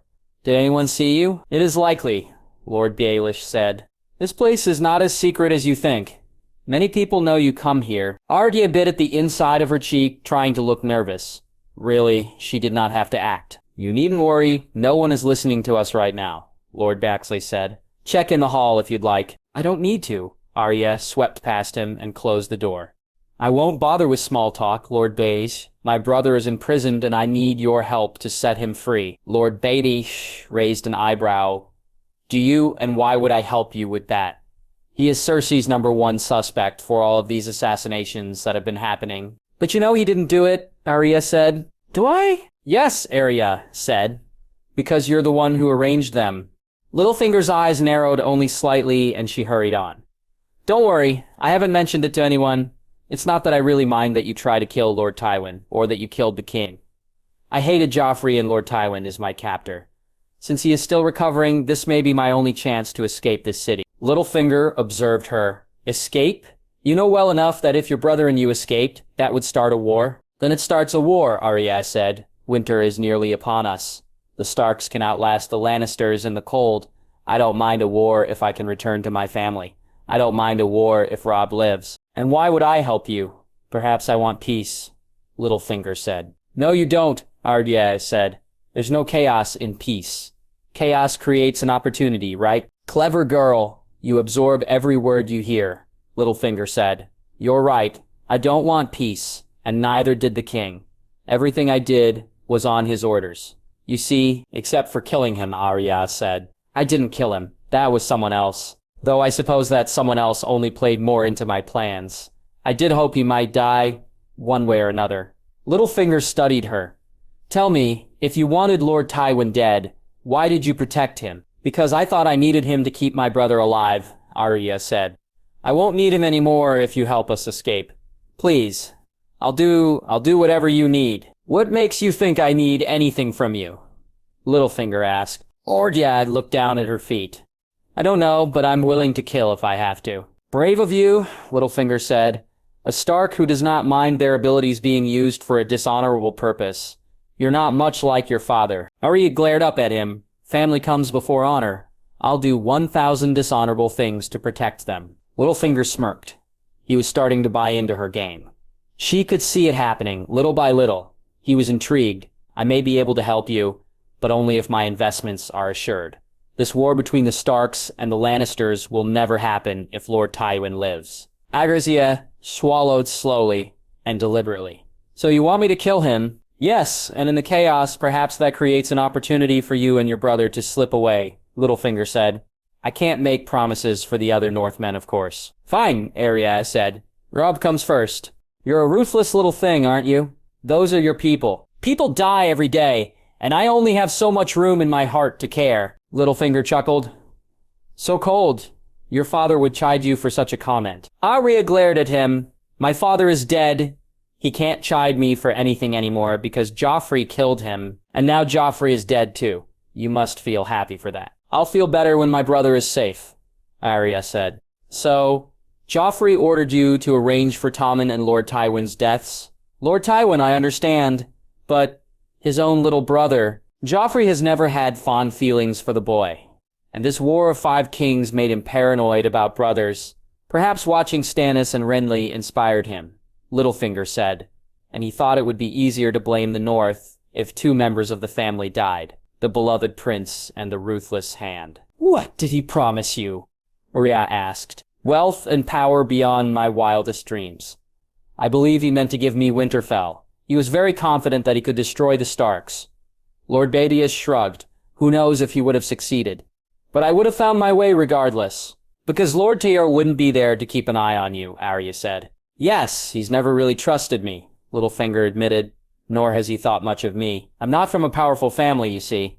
In any case, it will be easier to move when he's gone. I'm sure you agree. I do. Arya couldn't keep the smile from her face then.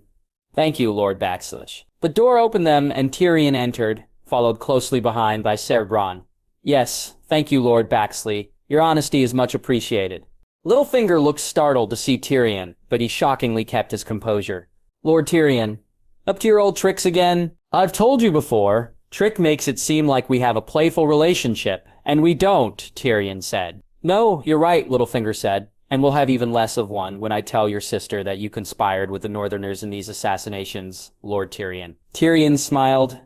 Will you? Oh yes, I guarantee she'll take my word over yours, Littlefinger said. Yes, probably, Tyrion agreed, gesturing toward the door. And what about his word? At that very moment, Lord Tywin stepped through the doorway, and then the blood drained from Lord Vax's face. Arya was not sure she had ever seen the Lord of Lannister's true anger until that moment. It wasn't loud. It wasn't violent. It was cold, silent, and inevitable as winter. When he looked at Littlefinger, his stare was like a death sentence, and the man knew it. Still, he tried to lie his way out of it. Lord Tywin, what you heard, it was a lie. I was only playing along with the girl. I meant to tell you of her treachery as soon as she finished. Tywin did not reply. He kept on staring Baelish down, unblinking. Anything I did for the king. On the king's orders. It's not my place to disobey the king. Was asking Arya to take my lord father's life on the king's orders, because Joffrey is dead. Tyrion reminded him. Littlefinger's frantic gaze went from Tywin to Arya. She held his gaze, her expression set like a stone. I told you, Lord Beaxley, I want nothing from you. You should have remembered. Littlefinger started to say something else, started to attempt another lie, but Tywin spoke before he could. Don't. It's pathetic that you would even try. I've heard everything I need from you. Me too, Tyrion said. Bronn, you be so kind as to escort Lord Bates to a black cell. Be glad to, Bronn said, strolling forward. Want me to take his tongue as well? He likes to talk. It does not matter either way. His words are inconsequential, Tywin said flatly. Hader Baelish did not reply to that. For once in his life, he realized that his silver tongue had failed him, and Arya enjoyed watching Bronn march him away. Tyrion looked at Arya. That was a brilliant performance. You gave me half of the words, Arya muttered, finally letting out a breath. It had worked. She could hardly believe it worked. Not all of them, though. You added some wonderful touches, Tyrion said. I almost believed you myself. Rye's mouth twitched. She ventured a cautious glance at Lord Tywin. His fury was slow to recede. But for once, that fury wasn't directed at Tyrion. When did you suspect Lord Baelish? He asked him. I suspect Lord Baxlish of everything, Tyrion said. But it was Arya who suspected him of this particular treachery. Something Littlefinger said on the night of your assassination prompted her theory. I investigated and found hints that she might be right, but we knew we would have to coax a confession out of him. It all worked out well. Yes, it did. It gives us a culprit for the attempt on Tommen's life and mine, Tywin said. Better to blame him for it all. If we blame Joffrey, it will make our house look divided and weak. Shall we blame him for the king as well? Tyrion asked. For now, that will satisfy the populace, though it's clear he didn't do it. We may have another assassin running about the castle. Tywin looked back to Arya. Do you have any theories on who killed the king? Panic spiked through Arya, and it took everything in her not to raise her chin. Then, no, not yet. In her head, the truth screamed loud and clear. It was me. I ordered it. I killed him. But she hoped she could get away with one more lie that day. Tywin cleaned up the situation quickly. He pulled Cersei back from the ledge of fury and presented her with the real culprit for the first 2 assassinations. Even she could not refute the confession. But the idea that Joffrey had tried to kill Tommen seemed to shatter something inside of her. He was always so difficult, so impulsive. Cruel, she muttered. But Tommen never did a single thing to him in his life. No, but he was his heir, Tywin said. And Joffrey did not want any competition for the throne. Grief over Joffrey's death and rage that he had tried to kill her youngest son seemed to conflict, but still Cersei was determined to find Joffrey's true murderer. For now, it was easiest to place the blame on Littlefinger, but they knew well enough it wasn't him, and Cersei would not rest until she found the actual culprit. I'll find who did it. Whatever Joffrey did, he was king. Whoever killed him must pay the price. I'll find them. As a mother, that's your right. I won't stand in your way. Once Cersei's rage was redirected from the Northmen, Tywin had them released at once. They had only been imprisoned for a few days. Not enough time to start a war. Robb would be able to prevent the conflict with a single raven, and he did. At Tommen's coronation, he swore loyalty to the new king, and this time, there were no foolish attempts to start a war. Tommen was gracious and kind, as a king should be. He apologized for how Robb Stark was treated, and Robb seemed more than willing to accept. I am sorry for your brother's death, your grace, he lied when he knelt. But I am sure you will be a good and wise king. Only moments after he swore loyalty, Robb and his men made preparations to leave. They did not want to stay in the capital, another moments when they so nearly lost their heads. You have my apologies for this catastrophe, Tywin told Robb that afternoon in the courtyard. The young wolf was quick to saddle his horse. I'm afraid someone was hoping to start the war anew. It seems you don't have as much control over this place as you thought, Robb said flatly. Tywin's eyes narrowed, but he did not rise to the challenge. Technically, the boy was correct. He had underestimated Joffrey's stupidity. The matter is handled now, and you are free to go home. Your loyalty is to Tommen from this day forward. I expect that you prefer him as a king to Joffrey. Is that a trick question? Robb asked. No, Tywin said. Everyone will prefer him. Robb's brow furrowed. Joffrey was your grandson. Yes, he was my grandson, and he was childish, bloodthirsty, and unpredictable. One's bloodline does not make them fit to rule. That's why your father fought in Robert's rebellion in the first phase, Tywin said. And why you raised your banners 2 years ago. I do not believe you will have reason to take up arms against Tommen. Even if I did, my sister would die for it, Robb said. He looked up. Arya stood on the balcony a few stories above, watching her brother leave. She was clearly relieved to see him heading north again, alive. Yet there was nervousness to her. She had been nervous ever since Tywin woke again. I noticed a bandage on her shoulder, Robb continued. She was injured. How? The boy's tone was neutral, but Tywin could hear the bite beneath the words. Do you think I stabbed her, Lord Stark? Tywin asked. She stepped between King Tommen and an assassin's blade. She has a bad habit of getting caught up in dangerous situations. The boy's shoulders relaxed a bit as he recognized his sister wasn't being physically abused. That's been her way since she was a child. Whenever there was a fight, she would try to join in. She would defend Jon and me, even though we were twice her size. She has a protective nature, Tywin agreed.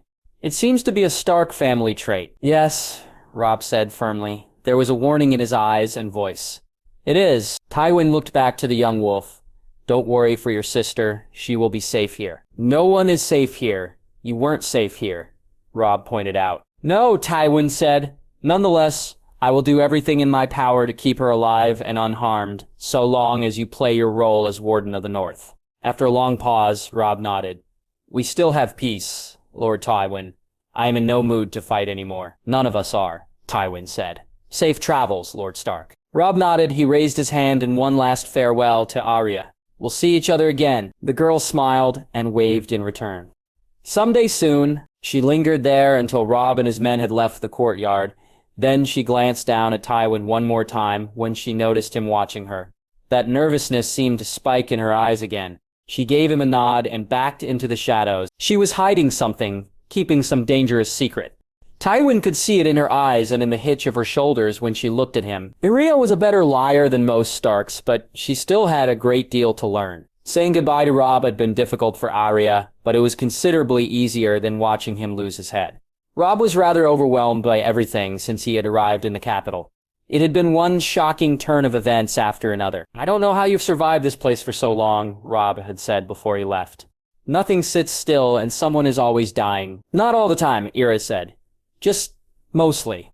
But like I promised, everything turned out fine." "You couldn't keep a promise like that," Robb said. "It was dumb luck that things didn't spiral out of control." "No," Arya thought.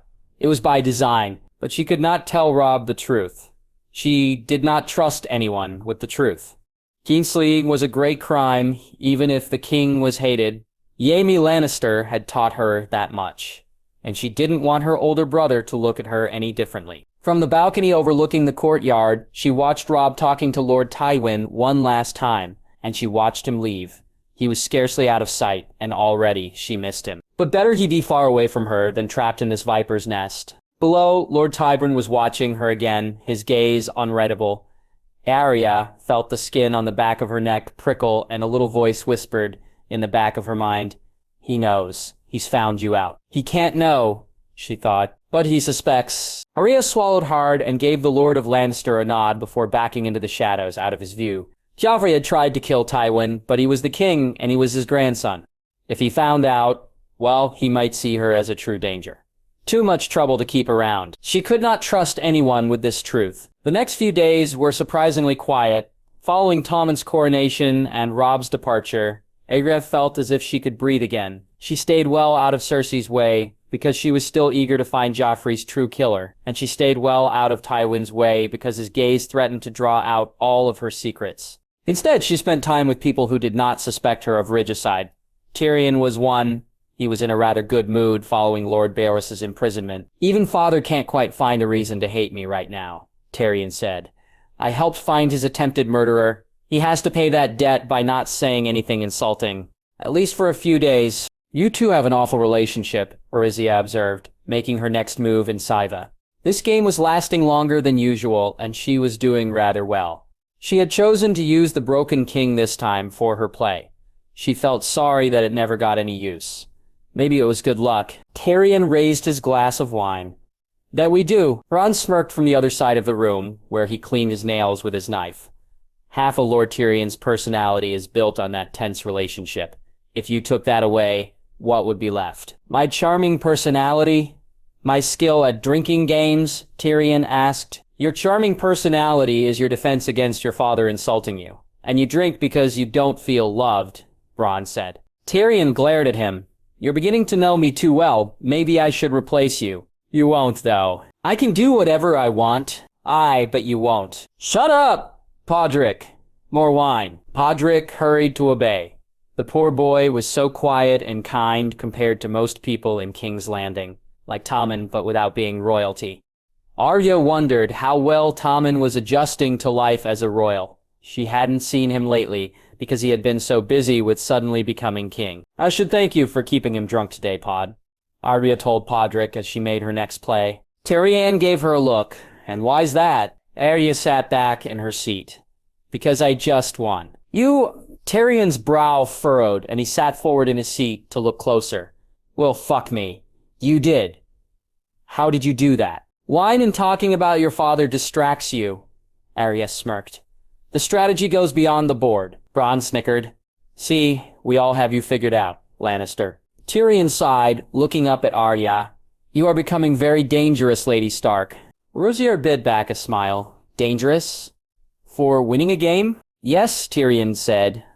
Like you said, games go beyond the board. Arya swiped up the broken king piece, rubbing her thumb along its cracked crown. I suppose they do. Besides visiting with Tyrion, Arya spent an awful lot of time in the gardens. One place that Tywin never was. In the gardens, she met often with Marjorie, who seemed in good spirits despite her mourning attire for Joffrey. Arya wondered just how relieved she was that he was dead. I must apologize to you, of course, Marjorie said. My grandmother and father will try to engage me to Tommen now. I'm afraid I may have stolen your betrothed. We were never officially promised, Arya said. And you know I don't mind.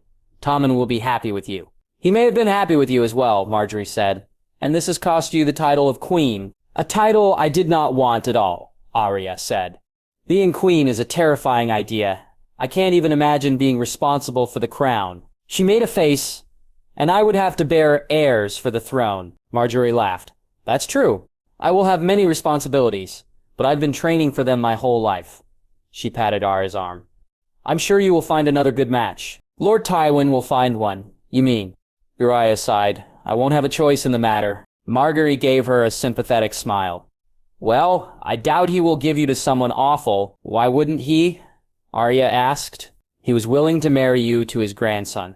That was a very good match. He won't toss you away just anywhere. That was likely true, but for now, Arya preferred to revel in being unengaged, and she was more worried about Tywin discovering her hand in Joffrey's death than giving it away in marriage. It was in those days after that Margaery introduced her to her grandmother, Olenna Tyrell of Highgarden. She had come to the capital to help plan the wedding of Margaery and Joffrey, and would now stay to change that wedding to Margaery and Tommen. They called her the Queen of Thorns, and after knowing the old woman for only a minute, she saw that she had earned her title. By the way, Cersei talked of you. I thought you would be half a wolf, foaming at the mouth and screeching for blood. Olenna Tyrell said, but you clean up well enough, don't you? And you're a tiny thing. Just because I'm tiny doesn't mean I'm not a wolf, Arya responded automatically. Olenna smirked. Well, you have a tongue on you, at any rate. A wonder that Lord Tywin is allowed that. Arya held her gaze. I don't need to be allowed to do anything. Oh, you do. You're a ward and a hostage for House Lannister, Olenna said, which means somehow that old lion must not mind your sharp edges. Axlia did not know how to retort to that. Of course, if Tywin did not like her behavior, he could have ended it quickly. Her practices with Needle, her retorts, her honesty. He let her keep all of them. She might not ever fully understand why. Well, you don't quite look comfortable in a dress, Olenna continued, but you'll grow up to be a beauty. Yax's brow furrowed at that. I don't think that's true. Are you accusing me of lying, girl? Olenna tilted her head to the side. Plenty of young ladies your age look like boys in the wrong clothes, but a few years can make a great deal of difference. She went back to her food. Have you bled yet? Rosiera felt the heat rise to her cheeks. No one had ever asked that question of her. She knew Moon's blood was the sign of becoming a woman.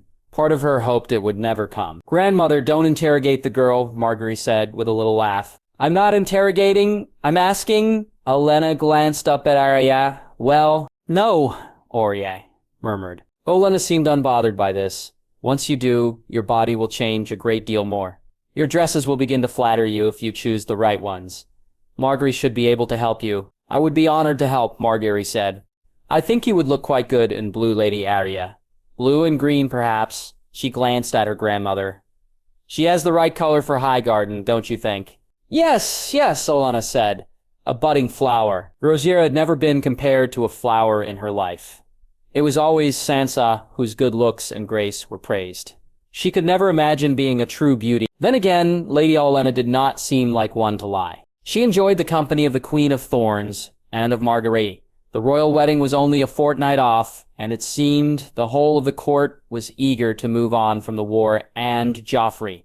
They wanted to embrace this new, kinder king, Tommen Baratheon, the boy who wouldn't order the murder of babies who shared his blood. Rosieros met with that kinder king a week after her coronation. He was walking through the garden, flanked by 2 Kingsguard. When he noticed Arya, he smiled. The expression seemed more strained than usual. Lady Arya, it's been too long since we've seen each other. It's a busy time for you, your grace. She was quick to curtsy. I have not yet congratulated you on your coronation, My apology. Not much to congratulate. I didn't earn it. I only have the crown because my brother died. Tommen murmured. Rosia bit the inside of her cheek. Yes, and she had killed that brother to make it happen. Tommen could never know the role that she played in all of this. I'd like to speak to Lady Arya alone, Tommen told his Kingsguard. Just for a short while. Your mother instructed us not to leave you unattended, Sarokzirk said. It won't be long. Besides, Lady Arya has defended me against attackers before. Tommen raised an eyebrow. Do you still have your knife? I always do, Arya said. Then I have nothing to fear. Tommen looked back to his Kingsguard. Watch me at a distance, if it pleases you. The guards nodded and continued on their way. When they were gone, Tommen exhaled. I am glad to see you again, my lady. I missed our walks through the garden. Things were much simpler then. I don't think anything has been simple in my life for a while. Your Grace, Arya said. But yes, you're right. She tilted her head to the side, studying him. He seemed to have aged since she last saw him. Are you all right? Tommen shook his head once. This crown, it doesn't fit me. It was made for my brother originally. They're still working on a new crown, a proper one for a boy with a smaller head. He twisted one of his rings around his finger. I was never supposed to wear any crown. I never hoped to be king. I never wanted it. I know, Arya murmured. Tommen, like her, did not have ambition for the crown, but she would not be made to wear one. He had no choice. So why? Tommen looked up at the sky. Why do you think my brother tried to kill me? Rhea didn't reply. She didn't know what to say. I wasn't aware they told you. Mother didn't want to, Tommen said. But grandfather insisted on being honest with me. He said that kings often have to face difficult truths. They face the truth, and they use wisdom to deal with it. But how can I deal with it if I can't understand why? I didn't want to take his crown, so why did he? Because your brother was cruel, Arya muttered. That's why he was cruel, and he wanted another war to keep him entertained. And you were a means to an end. She looked up at Tommen. It's not a nice why, but it is the truth. See, you're better at dealing with difficult truths than I am? Tommen's mouth twitched. I think you would have made a good queen. Rogier shook her head once. No, Lady Margaery will do a better job than I, Prince Tommen. A queen needs to be well loved. I'm not good at making people love me. Tommen scuffed his boot against the ground. Maybe not, but it's more important to rule well than to be loved. And I don't know how to rule well. I'm not prepared for this. I can't. Rosier's eyes narrowed. Don't say another word, Your Grace. Not one more word. But Tommen looked like he was on the edge of despair, and she did not like it.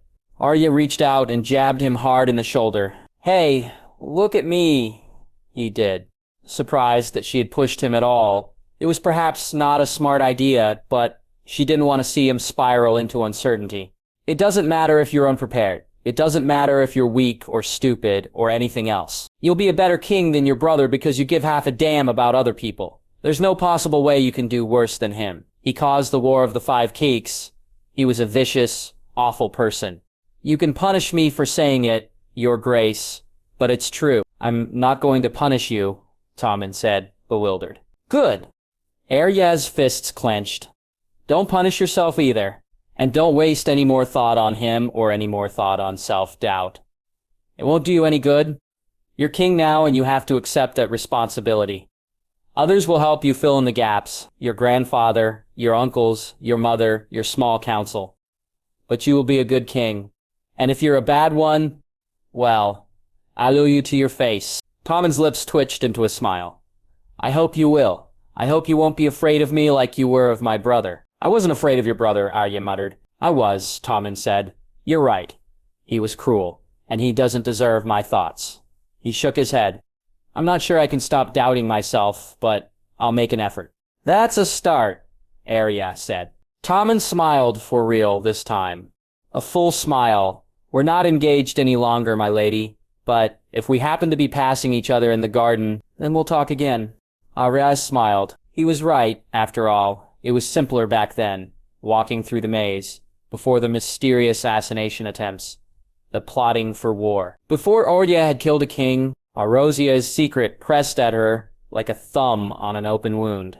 None of these people had any idea. She had nightmares about them finding her out, about being led to execution at the Sept of Baelor, like her father before her, about the crowd calling for her blood. Fear of being caught weighed heavily on her mind. When at last she was called to the Tower of the Hand, as she climbed the steps, she tried to assure herself that Tywin didn't know. He could be calling her to see him for any number of reasons. After all, if he suspected her, he would have confronted her earlier. Still, her nails dug into the palm of her hand as she stood before him. "Your brother has returned safely to Winterfell," Tywin looked up from his letters. "For now, the peace continues." "For now," Arya agreed. Her voice was soft to her own ears. "There should be fewer assassinations in the coming months," Tywin said. "You should enjoy that. You always seem to be around when they happen." Arya shrugged. "It's my bad luck. Bad luck for the assassins, perhaps. Rather good luck for their targets," Tywin said. "Unfortunately, our problems are not over yet. If Joffrey was responsible for the attempt on Tommen's life and my life, then someone else was responsible for his poisoning. At least one would assume." He sipped his wine, watching her carefully the whole time. His gaze was whatever, but it made her skin feel as if it was burning. "We don't know if this new assassin was after Joffrey alone or if he has other targets." Still, Arya tried to keep her face as impassive as possible. "Do we have any leads?" "No, Cersei is still investigating, as one would expect. She is distraught." Arya knew that much. Cersei was wailing in the throne room when her son fell. As awful as he was her son. Rhaenyra had erased him simply by saying his name. "And you?" Arya asked. "He was your grandson." "Yes, and he tried to have me killed," Tywin said. "He would have tried again had he lived. He tried to kill his own brother too, to make sure he had no competing heirs. He tried to recklessly start another war because he thought he would be fun." He shook his head. "It does not bother me that he is gone. It bothers me that we don't know who did it or how they did it." Arya clasped her hands tightly together, so tightly that her knuckles went pale. "Do you think the investigation will discover anything?" "Perhaps." Tywin tilted his head to the side. "Does that make you nervous?" Arya shook her head. "No." "Then, is there another reason you've been acting like a frightened cat since Joffrey died?" "I'm not acting like a frightened cat. I'm not nervous," Arya snapped. Ewan was unmoved by her protests. "You were much better at lying to Lord Bias." "I'm not. It's not that." Panic started to press at Arya's throat. Perhaps Lord Tywin did not mind seeing Joffrey go. But still, if he knew that Arya had been the cause, he might try her for the crime all the same. It was treason to kill a king. "I'm not lying." Tywin indicated the chair in front of his desk. "Sit down." "I don't want to," Arya said. "It wasn't a request." "Sit, now." Arya swallowed hard and obeyed, perching at the edge of the seat. This felt familiar to her, like the day he first discovered her name. Only this was far more serious. "Tell me the truth." "From the beginning." "From the beginning." Arya rubbed her palms together. The beginning was such a long time ago. Almost 3 years. She had been the Lannister ward for such a long time now. The beginning was painful and distant. "Before I became your cupbearer, I was traveling with a group bound for the Wall," Arya said at last. "There were 3 men in a cage there. When we were captured by the Mountain's men, they set fire to a lot of the area, and the men in the cage were trapped. I handed them an axe and left. One of them found me later at Harrenhal. He had joined the Lannister soldiers. He said that since I had saved 3 lives, the many-faced god required 3 in exchange. I could give him any 3 names, and he would kill them. That was the deal." Yarzir looked up at Tywin. "I didn't really believe him at first. It seemed too good to be true. So I gave him the name of one of the torturers. The Tickler, they called him. That same day, he ended up dead with a broken neck. No one saw it happen. The second name, I had no choice with that one. I may have stolen a scroll from your table. I was reading it when one of your soldiers saw me. He was going to tell you, so I gave the man his name. You thought it was an assassination attempt meant for you." Tywin's eyebrows shot up. "So, that was your doing that day." Rhaenyra nodded once. "No real loss, that one was an illiterate idiot," Tywin said. "And then you had a third name to give." "Yes." Arya held his gaze. "I plan to give him yours." Tywin's expression did not even shift. It was impenetrable. "Did you?" "Yes. You were about to ride out. I thought you were going to fight Robb. It seemed like the best choice." She exhaled. "But then you found out who I was and I never got the chance. I never spent that third name." "That is fortunate for me," Tywin acknowledged. "I assume you're about to tell me where you did spend it." Rhea turned her eyes to her hands. "The man found me again, after I recovered from Joffrey's attack on me. He gave me my knife and reminded me that I had another name to give, but I didn't want to be reckless or hasty like with the first two. There were options. I needed to choose wisely. Then she trailed off. Then what? Tywin asked. Then you almost died, and I found out that Joffrey was involved. I realized his plan, that he would kill Robb, and no one would be around to stop him. She forced herself to look up at him. It was an easy decision. I found the man. I gave him Joffrey's and I don't know how he did it, or what he did. But I know I'm the reason. She almost lifted her chin then, but she stopped herself. She would not show fear. That's it. That's the truth. Tywin considered her words for a long while. The silence threatened to swallow Arya, and in that quiet she faltered and dropped his gaze. I've heard stories about the Faceless Men. I've never employed one, Tywin said at last. 3 lives would be expensive for most to buy.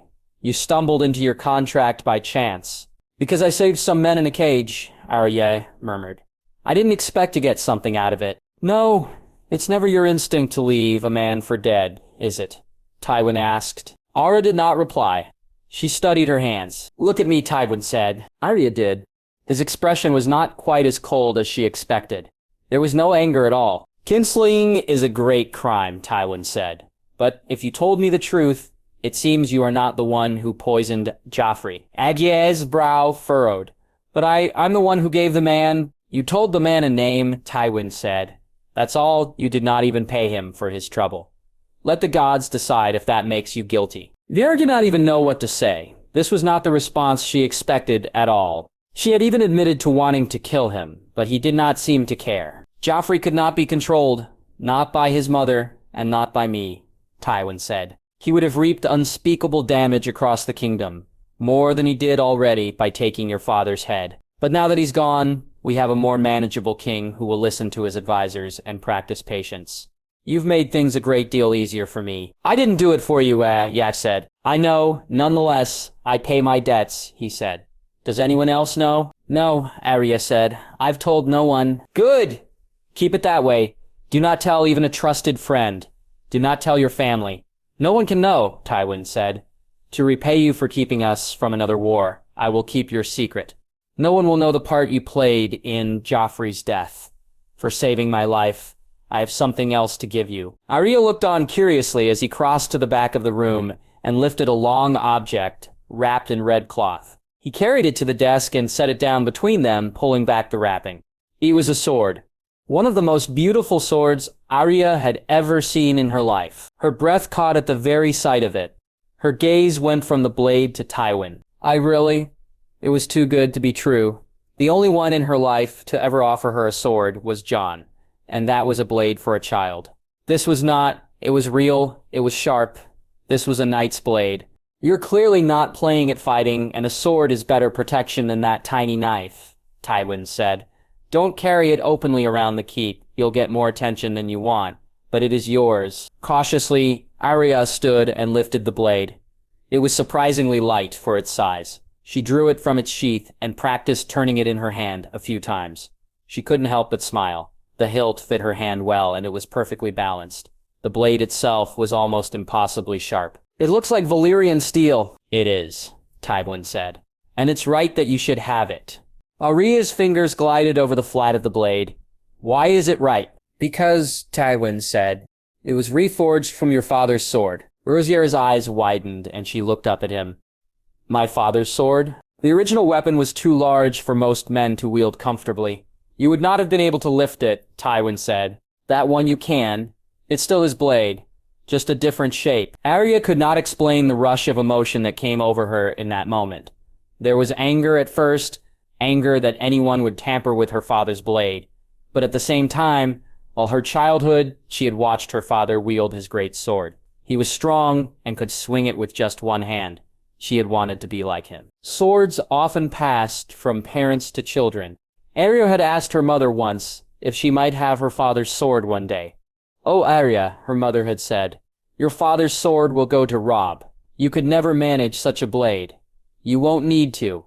You're a lady of Winterfell, Arya. Others will protect you. She was a daughter of House Stark, not a son, and therefore never fit to wield a blade, only fit to watch as others did. Now she held half of her father's sword in her hand. A part of her wanted to cry, but she refused to do so in the presence of the Lord of Lannister. You shouldn't have reforged it, Arya mumbled at last, keeping her head low. Yet I did. You can refuse it if you'd like, Tywin said. No, it's mine now. She cleared her throat, looking up at him. It's beautiful. Tywin inclined his head. It pays a debt. Since you won't let me go, this is the next best thing, Arya said. Tywin's lips twitched into a smile. A real smile again. How strange it was to see it. She could not dismiss it as a hallucination or a trick of the light. I suppose you'll give that sword a name as well? Arya observed the blade for a moment, turning over a name in her head. She had named her last sword needle because it was small and thin, easily overlooked. This sword was powerful. It came from Old Owl, the steel long passed down through the Stark family. It needed a name to match it. Winter's Fury, she said at last. A strong name for a strong sword, Tywin said. Make sure you earn it, Arya Stark. Arya held his gaze. I will,